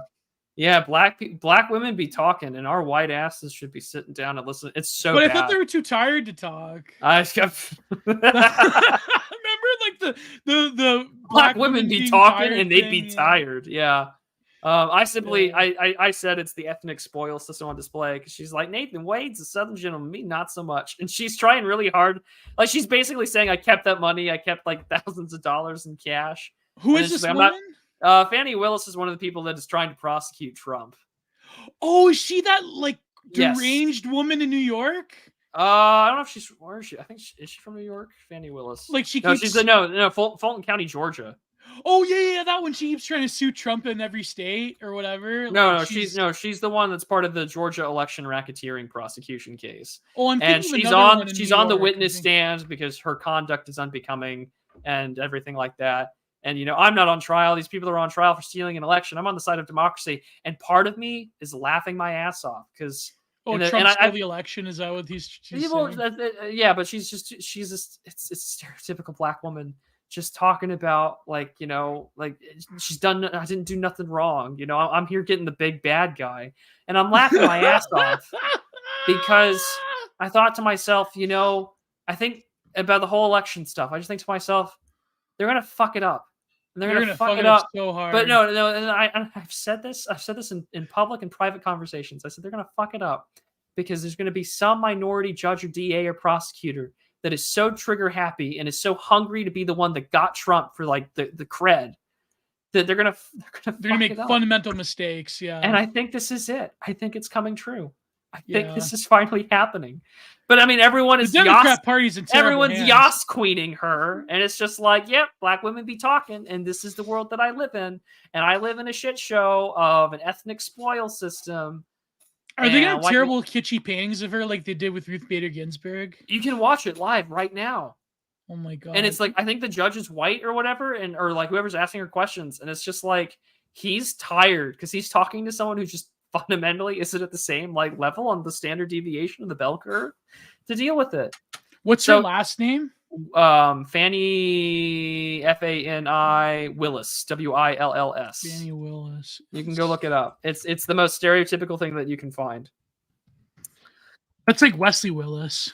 Yeah, a little bit. It's Fani. Oh, yeah, she's 32,000 views just for this crap. They turned the fucking fuck you CBS, turning the comments off. Can you imagine the comments set the stream comments for this? Oh, I can imagine it'd be much like what our chat is trying to do right now with an in tower. So don't do that. Imagine, please. Imagine the towers. Yeah. Fannie Willis. Well, I've yet to see her here. Fannie Willis Wood. No, that's not a Wood.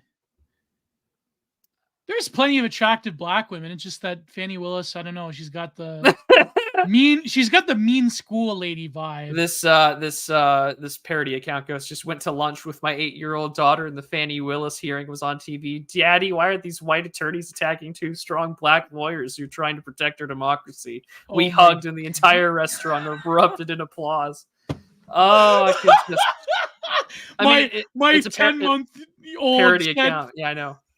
My 10-month-old said trans rights are human rights. I couldn't be so more proud of my daughter or whatever. That I'm soon going to transition. Really, Gio? Name 3. Name 3 what? 90s Gabrielle Union. 90s Gabrielle Union from like Neo Ned. Yeah.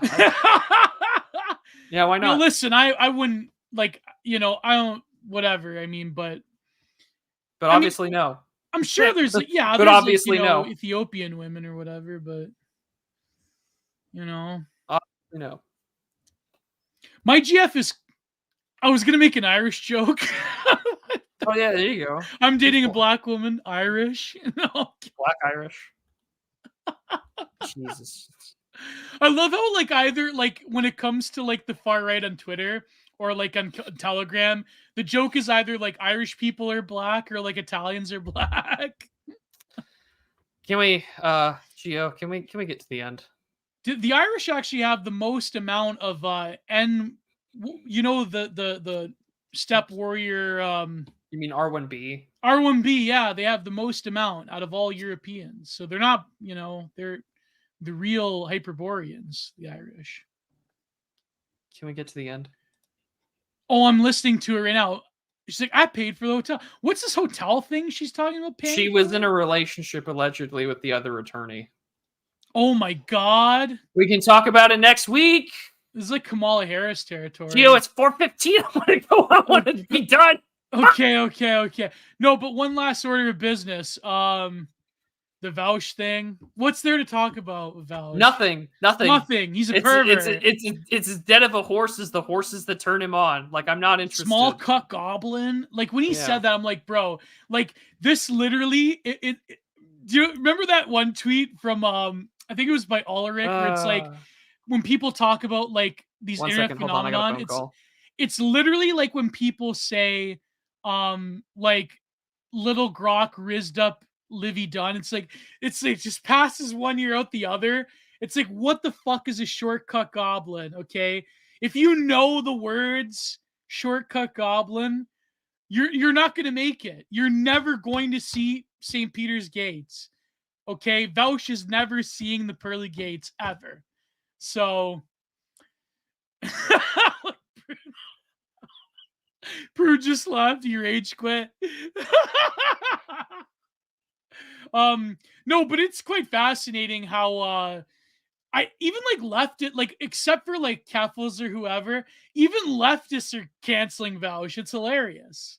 It's amazing. Going for the way he had to coldly describe his prawn that he put on it was, he's like, no, it wasn't borderline illegal. It was a shortcut, shortcut goblin. Like, I can't get that out of my head. Shortcut goblin. Like, if you know the meaning of those words, I don't even know the meaning of those words. And I don't either, read but some like pretty add the hairy word literature. Groiper at the end.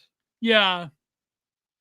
Just shortcut goblin Groiper. And then he's just like constantly harasses the Vosh accounts.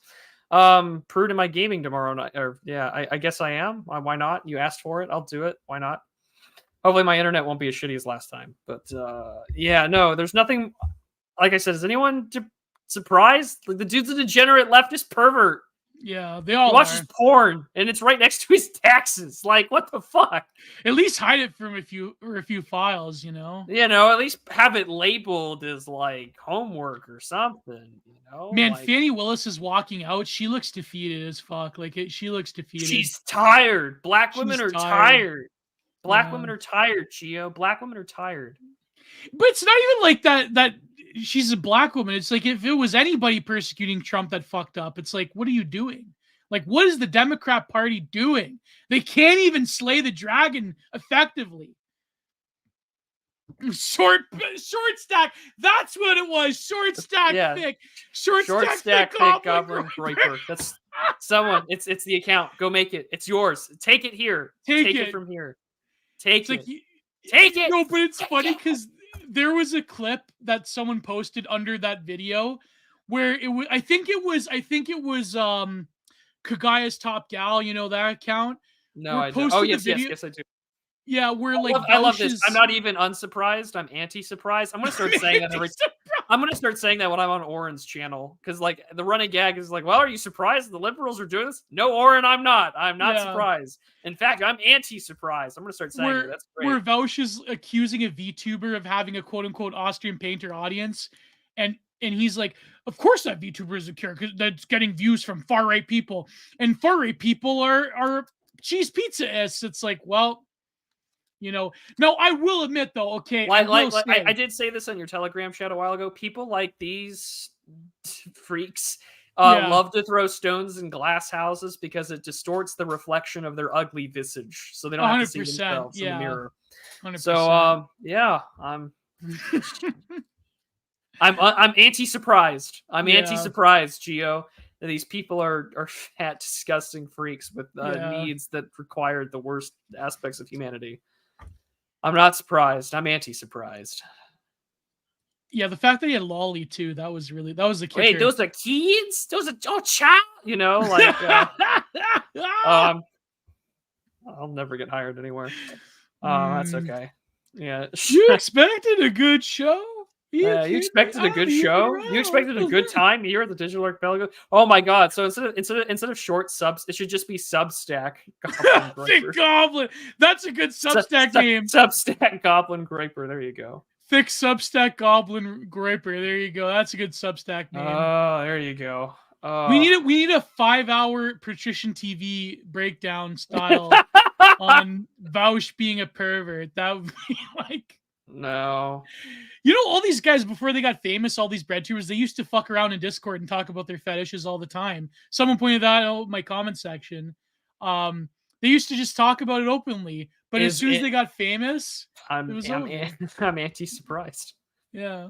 You want in coal? What do you think that meant? Papers? Essays? No, it meant them watching fucking porn. I love that, man. That was the biggest LARP, like Antifa leftoid LARP tweet ever. That was it's like the Donnie Darkened guy. He's a black guy from Philly.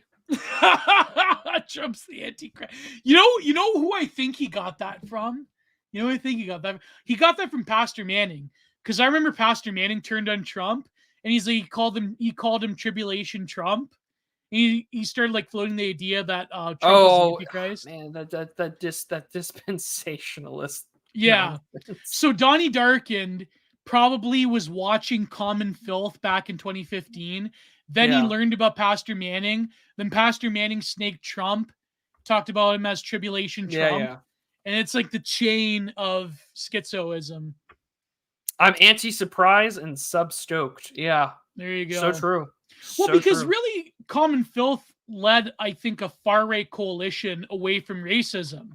because as you know, he had a very prolific falling out with TRS. He used to go on their shows, but then he was starting to sound the alarm on like I don't know if they're valid or not, but he had certain allegations against TRS. So Common Filth created a sort of anti-racist version of far-right thought that was explicitly against any form of like sexual degeneracy and had a lot of like non-denominational. There's something really funny about that. Yeah. Well, there are allegations that Common Filth is still around. He's still on Odyssey and BitChute. He like goes for hours and hours, and he has a lot of very very bad things to say about the Orthodox Church as well, which is funny because a lot of orthos watched Common Filth back in the day. Gio, are you ENTP or ENFP? I am INFP. I am an INFP. I am an Art Fsler. I don't think I've ever taken that test. Yeah. $10 per 40 minutes. Oh man, we're like Geo ranting and still screen cap of Prude with a black. I should do that next Content Minded. I should do that. Just how you would be. It would be like Clint Eastwood at the RNC in 2012 with the chair. Like, the chair, and it's just like the Obama, are you here? Obama, are you here? No, he's silent. He's there in the chair, and then she will be like, "See, Prude, see," and it's just like the fucking Wojak that's just like right there. Oh, that would be both really funny. That was like when Vince McMahon talked to God that one time.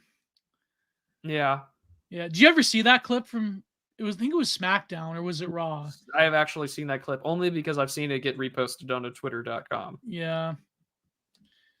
I can't believe. Look at the assortment here. INTJ. Is there any other fellow INFPs in the chat? Incredible. You know what? The net IHOP chud here. I am an IHOP chud. I love the International House of Pancakes. Yeah, that's pretty good. No. But like, what's the word I'm looking for? You know what? I will take this stupid. What's it called? The Myers-Briggs test. Yeah. You know what? We'll do it. We'll do it live on air next week. Nice. I've never taken the test, so we can find out exactly what I am tomorrow or next Thursday. I will do this stupid Myers-Briggs test live on the Digital Archipelago. How long? We have like 4 people that are INFPs. How long does that test take? Like what? 20 minutes? Yeah, like 15 minutes. 15 minutes? Great. We'll do it live on air next week. Fuck it, we'll do it live. Yeah, absolutely. Who's more entertaining back in the day? Bill O'Reilly at his prime or Ben Shapiro? I might even ask these questions. We know the answer. The white guy wins. Sorry. It's Bill O'Reilly. It's Bill O'Reilly. He generally was entertaining, though. I mean, he may have been like. He got me too, but it never stopped him from doing. It's a long test. Hold on. How long? I can't believe that's what they got Vince McMahon for. Like it's about 20 to 30 minutes. Okay. Great. You could do it in 20 minutes. Respond to every item, answering the questions as spontaneously as possible. Oh, okay. Then yeah, this will be easy. Oh, I see Lou Templar gave a super chat. I had a DM from somebody, I'm not going to reveal who, that asked me, like, can you tell Lou Templar to stop arguing like a bitch? And I'm like, what? What's this over? So who messaged you? The Hellenist? No. It was someone else. Like, Lou Templar always gets into these E-slap fights. I don't know. That's entertaining. It makes for. I have to get back to Gabe too. Fuck, I keep forgetting. We gotta do the fish tank episode of Content Minded. Oh yeah, and I'm doing something with them next month on their show. We're gonna talk about my confession. Does the guy Mark Marlowe do interviews? You know, the Jackalopians? He should. Yeah, I think he follows us. Yeah, he does. I've been reading the Jackalopians. That's good. By the way, if you want to donate to my Patreon, this is a good incentive. Where the hell is it? Oh, I had to drop $240 to get these. $240. $240. So you better subscribe to patreon.com/Giant Productions. I better see a new patron on my email. I got all 3, which I probably should have just got the 1, but I did it for the meme. I got all 3. Oh, that's another research book that's of Jonathan Bowden's art books, which 2 of them are just his comics, which are kind of like raunchy, and he does an Iron Man comic that he drew back in the 60s. But yeah, I got all 3 of Jonathan Bellin's art books from Lulu. So Well, there you go. there you go. I'm going to review them. I mean, I wanted to write a book about outsider artists on the right. So yeah, but I got all 3 of them and they cost a pretty penny. And so please, patreon.com/Genre Productions. Oh, and by the way, I have to mention this because I think it's an absolutely terrible thing. But did you hear about Keith Woods? Oh, that he's been basically deplatformed everywhere.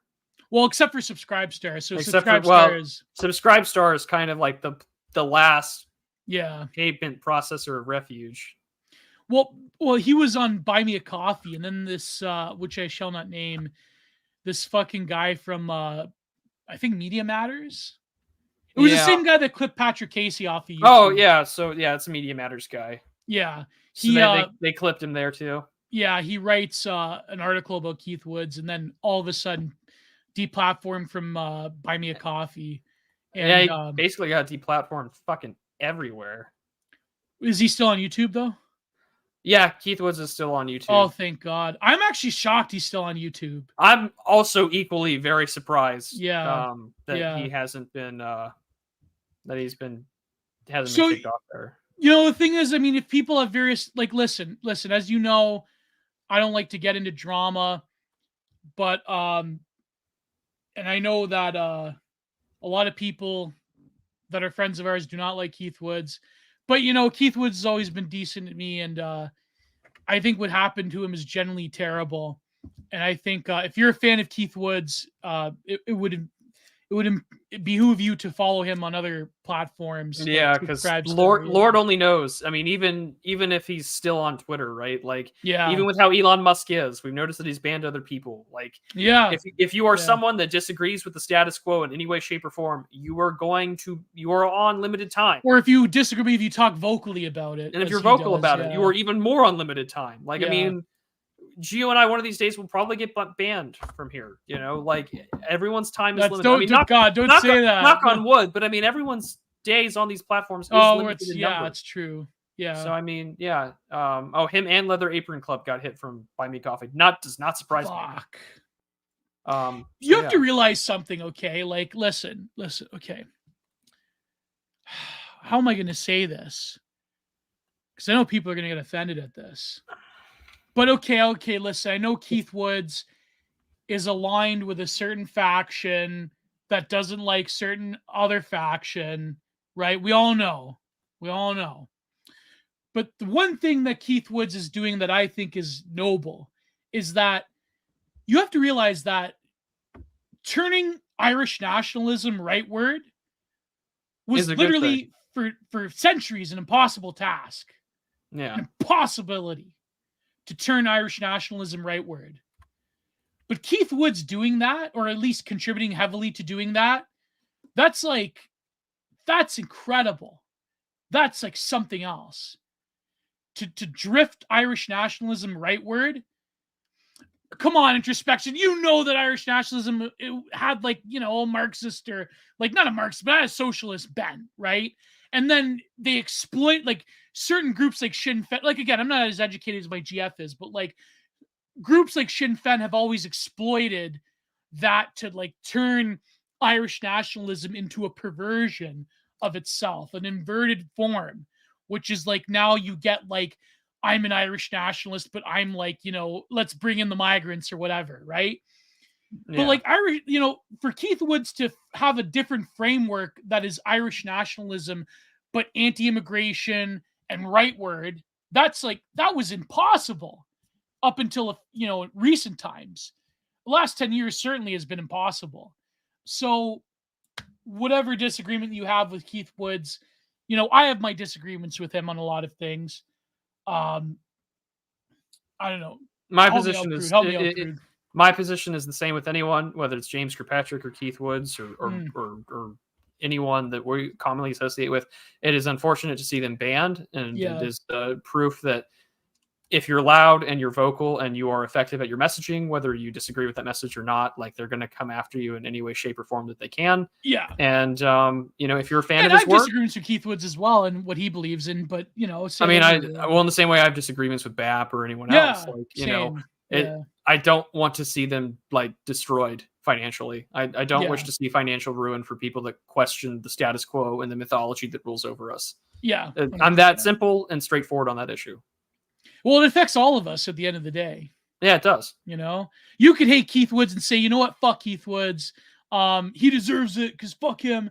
But like, at the end of the day, it's like, would Gumroad kick BAP off one day if there were certain people that hated? Well, there is certain people that hate BAP. That is YouTube going to kick us off? Is Patreon going to kick me off one day, like they did with Sargon and Lauren Southern? Hey, I don't like Lauren Southern, but like, did I think that she deserved to get booted off of Patreon? No. I don't like fucking Med Gold, as you people know, but Med Gold was banned recently. Out of all people that were banned under Elon, like he must have been master. I hope he gets his account back. I know that the Twitter system is better for being responsive, but I don't agree with Med Gold being banned, even though I hate him and I think he's a Kohler and I think his message is corrosive. I don't think he should be banned, right? Because like, is his message more destructive than the next guy? Maybe. I don't know. It's not for me. It's for God to judge, not me.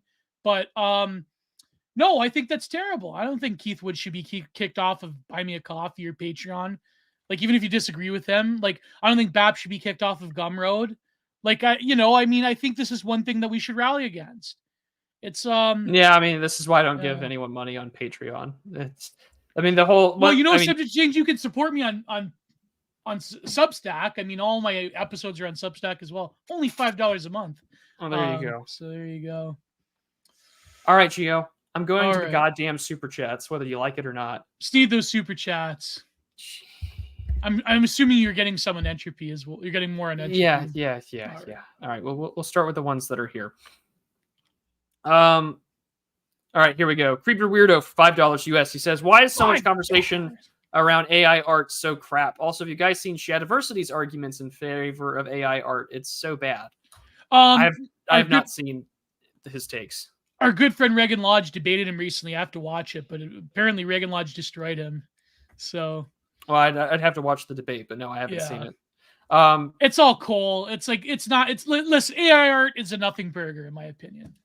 But there you go. The only interesting take I've ever seen on it is that it will force artists to be less shitty. It will promote fine arts again, and it will destroy shitty like fucking graphic designers and illustrators that have Wacom tablets. That's who AI art affects. It's not going to affect fine art people or craft people. It's going to affect people. Yeah. Or people who do sculpture or anything like that. Yeah. Like Fen de Beers is never going to get fucked over by AI, right? No. Like, but your typical Cal Arts artist that works for commercials or Cartoon Network, they're screwed. They're done. They're in trouble. They're done. And that'll force them to either get better. It's coming for you, VisiPop. So true. AI is coming for you. Creeper Weirdo for $2 says, "Gamergate gave us Sargon." Let that sink in. Exactly. Just wanted to play video games. Just wanted to play video games. I wasn't a gamer. Now look at what you've done. I just wanted to play video games. Like it's over. It's over. And now he's got a multi, media business. I don't know how much it's worth. I can't believe Sargon doesn't respond to our emails. I can't believe that Sargon of Akkad is like a genuinely like well-respected British like multimedia like entrepreneur. Who would have fucking guessed 10 years ago? He had to dig himself out of the gutter too, man. I mean, imagine going back 10 years ago and the guy that's doing This Week in Stupid is now like a respectable face of like the destroying UKIP of the British normie right. Like that's kind of crazy to think about. They called him far right. They had that woman on who was a politician who was actually assaulted, who he said that I wouldn't even what to. Jess Phillips, yes. Jess Phillips, yeah. Who would have guessed? Oh my god. Who would have guessed? Yeah. But carrying on. Brett Taylor for $5 US says, "He who looks into the abyss realizes there's nothing looking back at him. You understand? But the abyss, the shit abyss. It means deep stuff. The shit abyss. Not another night of the shit abyss, Mr. Leahy." There you go. I presume that was a reference I was missing other than him making fun of Nietzsche. John Carter says, I'm not even sure. I don't know if I can put that one on. I'm not sure I can.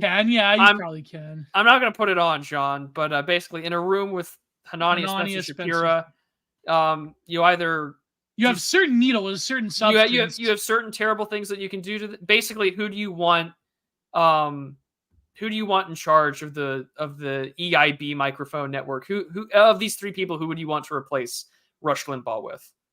Richard Hanania, Richard Spencer, Ben Shapiro. Oh, God. They're all awful. That's terrible. They're all awful.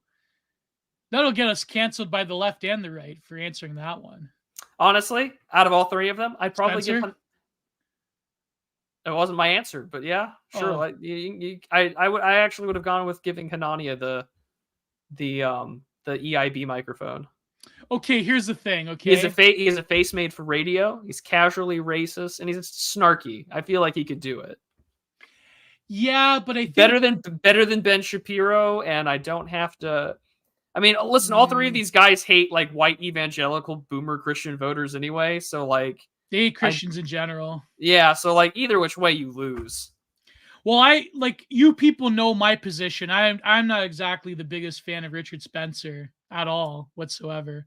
But I think Richard, he can be entertaining and charming if he wants to be. But for pure entertainment value, he could be. For entertainment value, I'm taking Hanania. I would choose Spencer. I know you would choose Hanania, but I don't think Ben Shapiro, like, okay, bracket the fact that whatever, okay. I just don't think he's entertaining. I don't think Shapiro is like whiny, and he's got like he's a rapper now. He's a rapper now. Yeah, like it's not only does he got compound interest, he's got compound rhymes. You know, it's over. I think Spencer could, like, in terms of like speaking to normie cons, if you were to like, I think Hanania would be a bit too much. I think Spencer could probably take the role of Limbaugh. If it was 2016 Richard Spencer, I would agree with you wholeheartedly. 2024 Richard Spencer, not so much. Yeah, you're right. Maybe Hanania would be. You need someone who hasn't been fucked over yet. True. And so far, Richard's the only one. Can you imagine? But it doesn't matter. They all taking over the EIB network to the radio hour on the EIB network. So, anyways, back to Hitler Lives. Oh boy. Luthemplar for $5 says, Jay Bird and I have figured the competency crisis would cripple the court cases. So glad that that's happening. Yeah, I really did. I told myself, I was just like, they're going to fuck this up with some. You know what would be a base world legislation, Prude? What? Okay, you know we were talking about like NGOs that facilitate the migrant crisis? Well, in America, you have RICO laws. And I think in Europe has similar RICO laws because they have organized crime and bikers that they've went after. If you were to like label these NGOs as human traffickers, there you go. RICO them. Someone had suggested that, some like state rep or congressman or whatever. We should. Yeah. Oh, that's not an original idea. Do that, but also like maybe, I don't know. Honest to God, I think that the whole BAP take about like if you just brought back IQ tests for employment, things would be pretty good overnight, pretty quickly. So there you go. Do the same thing with judges. Yeah. Luthemplar again says, Hellenist and I decided to do a 23andMe together to end the argument. Palm post soon to follow. Oh my God, I can't believe that. Let the coal flow. Isn't Luthemplar like 40% Ashkenazi or? I think it's less than that, but again, we'll find out. We'll find out with the 23andMe. We'll find out if the Hellenist actually is Colombian. That would be funny. Yeah. Oh man, I didn't get mad at the Hellenist. I know it's a shtick. You know what I mean? Everyone's got their shtick. Yeah. But if you want a neo-pagan that doesn't hate Christianity, that's got some good takes, Tom Rousel. There you go. Survive the Jive. Yeah. I was gonna say James Kirkpatrick because he's. Oh, he's a pagan. Yeah, he's not Christian at all. Like he's got his own take there. Raging Mandrill. There you go. Dave Martell. I'll take James Kirkpatrick. I'm naming base pagans right now. Yeah. Dave Martell, Raging Man. You wouldn't take your good friend Raging Mandrill? No, because he views Christianity in the same way that like rabbinical Jews do. Oh my God, really? Yeah. I've never seen that side of him. Well, I do. Oh anyways. God. Carrying over now onto the entropy chats. Owen Zelensky says, "Happy late St. Valentine's Day. I'm happy to announce that yesterday my brother and his wife gave birth to a healthy baby girl. Thank you all for all your prayers. My heart is full and overflowing. We are going to make it." Yeah, that's good. Congratulations, Owen. Yeah, congratulations to your brother and your sister-in-law there. Oh, I'm glad that you're an uncle to a healthy baby girl. Congratulations. Seneca for $3 US. Also, St. Valentine's Day for me isn't until July. Seneca for $3 US says, "Happy Lent and a late Ash Wednesday, gents. May your Lenten season be one of growth and renewal. Also, congrats to Owen Zaleski and his brother on the baby girl." Yes, congrats to Owen's brother. Lent is kicked off for you Catholics, hasn't it? Mm-hmm. There you go. Yeah. I have a couple of weeks before that starts for us. When does it officially start? Not until, Forgiveness Sunday is almost a month from today on the 17th. But Meat Fair starts the week before on the 10th. So Lent, I have less than a month until Lent starts for us in the East. Although next year it all falls in on the same day. But thank you, Seneca. I greatly appreciate it. And thank you for your comments on the Substack post I put out yesterday. Go check that out. It's called Reenchanted. The Prudentialist.substack.com. Soon it'll just be the Prudentialist.com because I bit the bullet and bought the domain name. Oh my God. Well, it helps. It supposedly gets past the Twitter throttling. Maybe I should buy it then. That's why it's a one-time purchase of $50. So I just said, screw it. I'm doing it that way. Oh, there you go. Yeah. Carrying on. Charlie Mackey for $20 American. Thank you, good sir. $20 your generous donation. He says, "I wish I could catch the show live, but oh well. What are your predictions on what will happen as Gen Z transitions into adulthood? I am a Zoomer, and most of my generational peers are astoundingly ignorant and agreeable to the current regime's propaganda." Look at us millennials. That's what I'm going to say. I would say that if you're a white guy and you're a Zoomer, I already know your politics more or less. You're either a raging libtard or you're a raging right-winger. There's not a lot of in between. The centrists died with millennials. 2016 killed the centrist. Whatever centrists are left are all Gen X or millennials. I don't know any centrist Gen Zers. I don't know any centrist Zoomers. You're either on one side or the other. So I expect things will be continuously polarizing.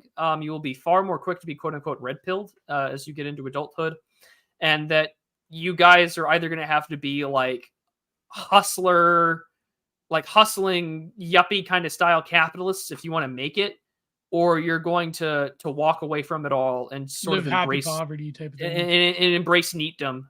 I don't see a big difference between the two. So that's my take. I'm not too sure what else can come from that, to be honest. I think the fence post has kind of been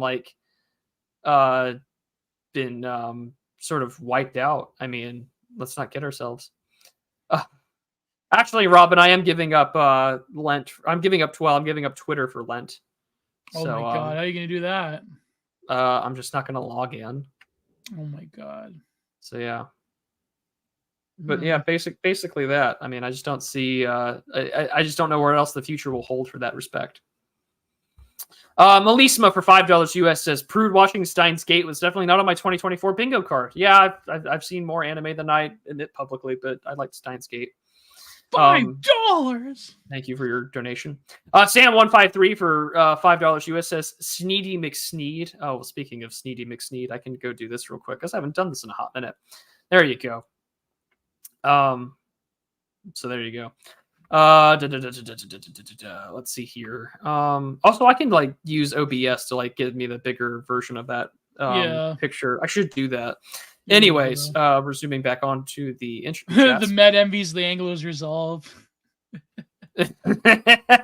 Which is funny because the Meds are pretty more hardcore, I think, when it comes to Lent. Oh yeah. Fasting and things like that. Anyways, not Omegon for $3 US. He says, "Prude, sorry you had to find out about internet fetish words. I'm not as innocent as people think that I am. I already knew what those words meant." Short stack goblin. Yeah. Gio, have you ever talked about incel core and adjacent music? If so, what is your favorite minus steak fry? Oh, Negative XP, obviously. I remember when he premiered the music video during the content Emmys for Bad Vibes. That's one of my favorites. I haven't listened to much Incel Core besides the Negative XP. One of my favorite songs is the drug one. What was it called? Side Effects. That was a great song. But no, I mean, I haven't talked extensively about incel core, but I believe me and Catherine touched upon That could be a whole computer room episode. that could be a whole right there. Well, they did a study on femcells recently that she's yet to send me. Yeah. So we might do an episode on that. And I we love might the get rock I live under. Oh, so true, Fuss. So nice. true.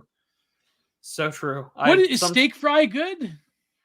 Or is it steak fry or steak fry? I'm looking it up. Is it steak fry or steak frogworthy? Yeah, it's frogworthy. I said. Probably steak fry. Yeah, steak fry musician. Nice. Okay, well there you go. I mean, I like everything that takes on. I think like to avoid the crash. Steak fry, gift of suffering, full album, 2021. Nice. Thing. I mean, you have to avoid the like crass marketization where to like, you know, fashion companies in New York have shirts that say incel on it now. You know, it's like I think like, you know, we've sort of commoditized incel into like yeah. Like grunge, like you were saying. Yeah, it's like grunge, yeah. So can you imagine like Hot Topic like in like 5 years from now where it's just like femcel core. You know, femcel, like, you know, negative XP plays in the fucking like stereo ambience, and it's just like it'll be right next to the Bullet Club shirts. Yeah, you know, it'll be great. It'll be great, and like there'll be pictures of Elliot Rodger with like Supreme Gentleman, but it's got the Supreme like font. Yeah, like, you know, there's a vision of the world out there that could it'll be like the gangster edit of Elliot Rodger. Oh, with like all those like gangster like bling and hooded, like, you know, not hooded, but like the hood versions of like of the Looney Tunes characters. Yeah, he's got. I'm pretty sure Hot Topic is is bankrupt. Are they? I don't know. Still have stores. Are they still around? No, Hot Topic is still operational, but it's closed underperforming stores every year. Shit.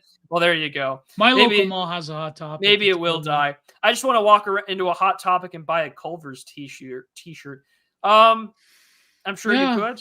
Or maybe does Culver sell t-shirts? Because like, Whataburger has gotten into the merch game, into the merch game. So like, you can buy Whataburger merch and boots and whatever. And I was like, no thanks. You know, like I don't hate, or I'm not that big of a brand identitarian to like buy fucking Whataburger merch. You know, you buy a Bucky shirt though. I've bought a Bucky shirt for a friend, but I don't own one myself. Oh man. Yeah. Too bad. Now they just sell Five Nights at Freddy's t-shirts to the surprise of no. Going to a Spencer's and you find a negative XP shirt. Could you imagine? Oh my god. That'd be really funny. That'd be super funny. That would be funny. Yeah, Whataburger got bought out by a non-Texan company. It's so over. Oh no. All I've got, well, it's not even Texan. I think it's more Oklahoman. But like for me, I got Brahms, so I'm safe. I'm safe. Is Whataburger the Smash Burgers, or is that some? No, Whataburger's a whole thing. Smash Burger is something else. Oh, although Smash Burger fries are pretty good. I'm not gonna lie. In-N-Out. I think I'm referring to In-N-Out. In-N-Out. The only thing I know about Whataburger is that it was in a Mia Khalifa. She did music. The porn star did music. That's so sad. Whoa. Anyways, yeah. Apparently she's still doing prawn. That's what she's got. She's got to support Palestine somehow. Yeah, there you go. She's got to support Palestine by engaging in one of the most. Is she a wood prude? Is she a fellas? Is she a fellas? Yeah. If I had Freddy's Steak Burger, yes, I have. Oh no, the Hit or Miss song. Oh, there you go. Oh yeah. I was like, that's not Mia Khalifa. That's. I want Thomas 777 dripping a Hot Topic. You want could you imagine like just like, you know, a Leon DeGrelle t-shirt at the Hot Topic while like a slow down reverb version of Erica plays as you walk into the Hot Topic. Yeah. And it's like you can take like little Dark Age is playing in the background. Little Dark Age edits are playing in the background while like Oh, that's funny. Oh, the song's name is called Mia Khalifa. That's pretty funny. Is Mia Khalifa a wood prude? No. No. She and I have the same alma mater, but no thank you. Whoa. She and I have the same goddamn degree. She looks kind of like, I don't know. She's got a weird look to her. I grieve in stereo. I do. I truly grieve in stereo. There you go.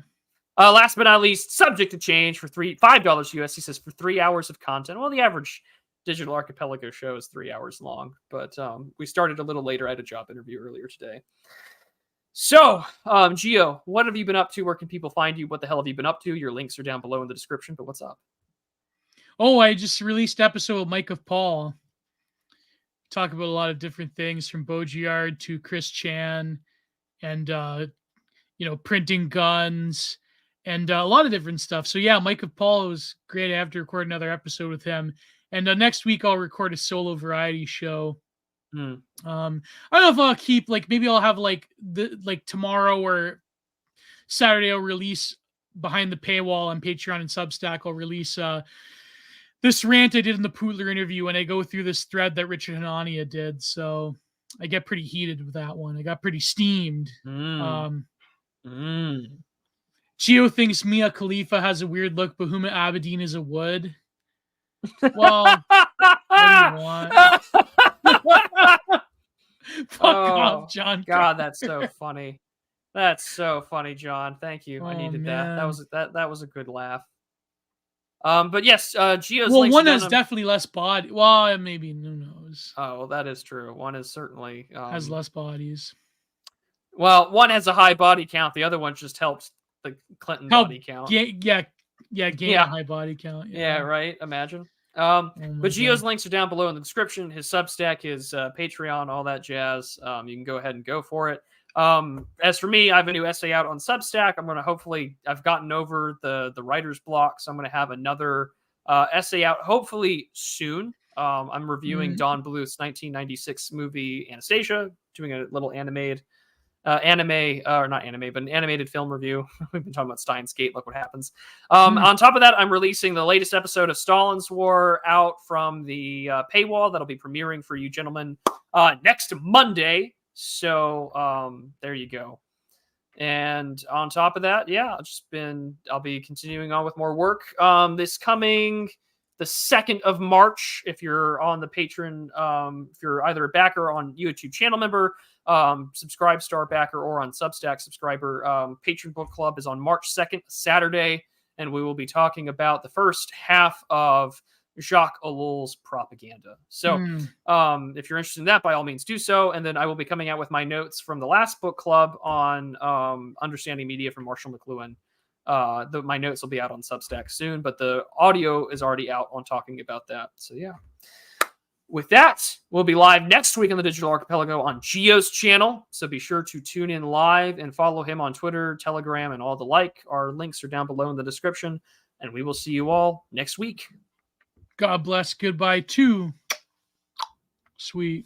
See you, gents.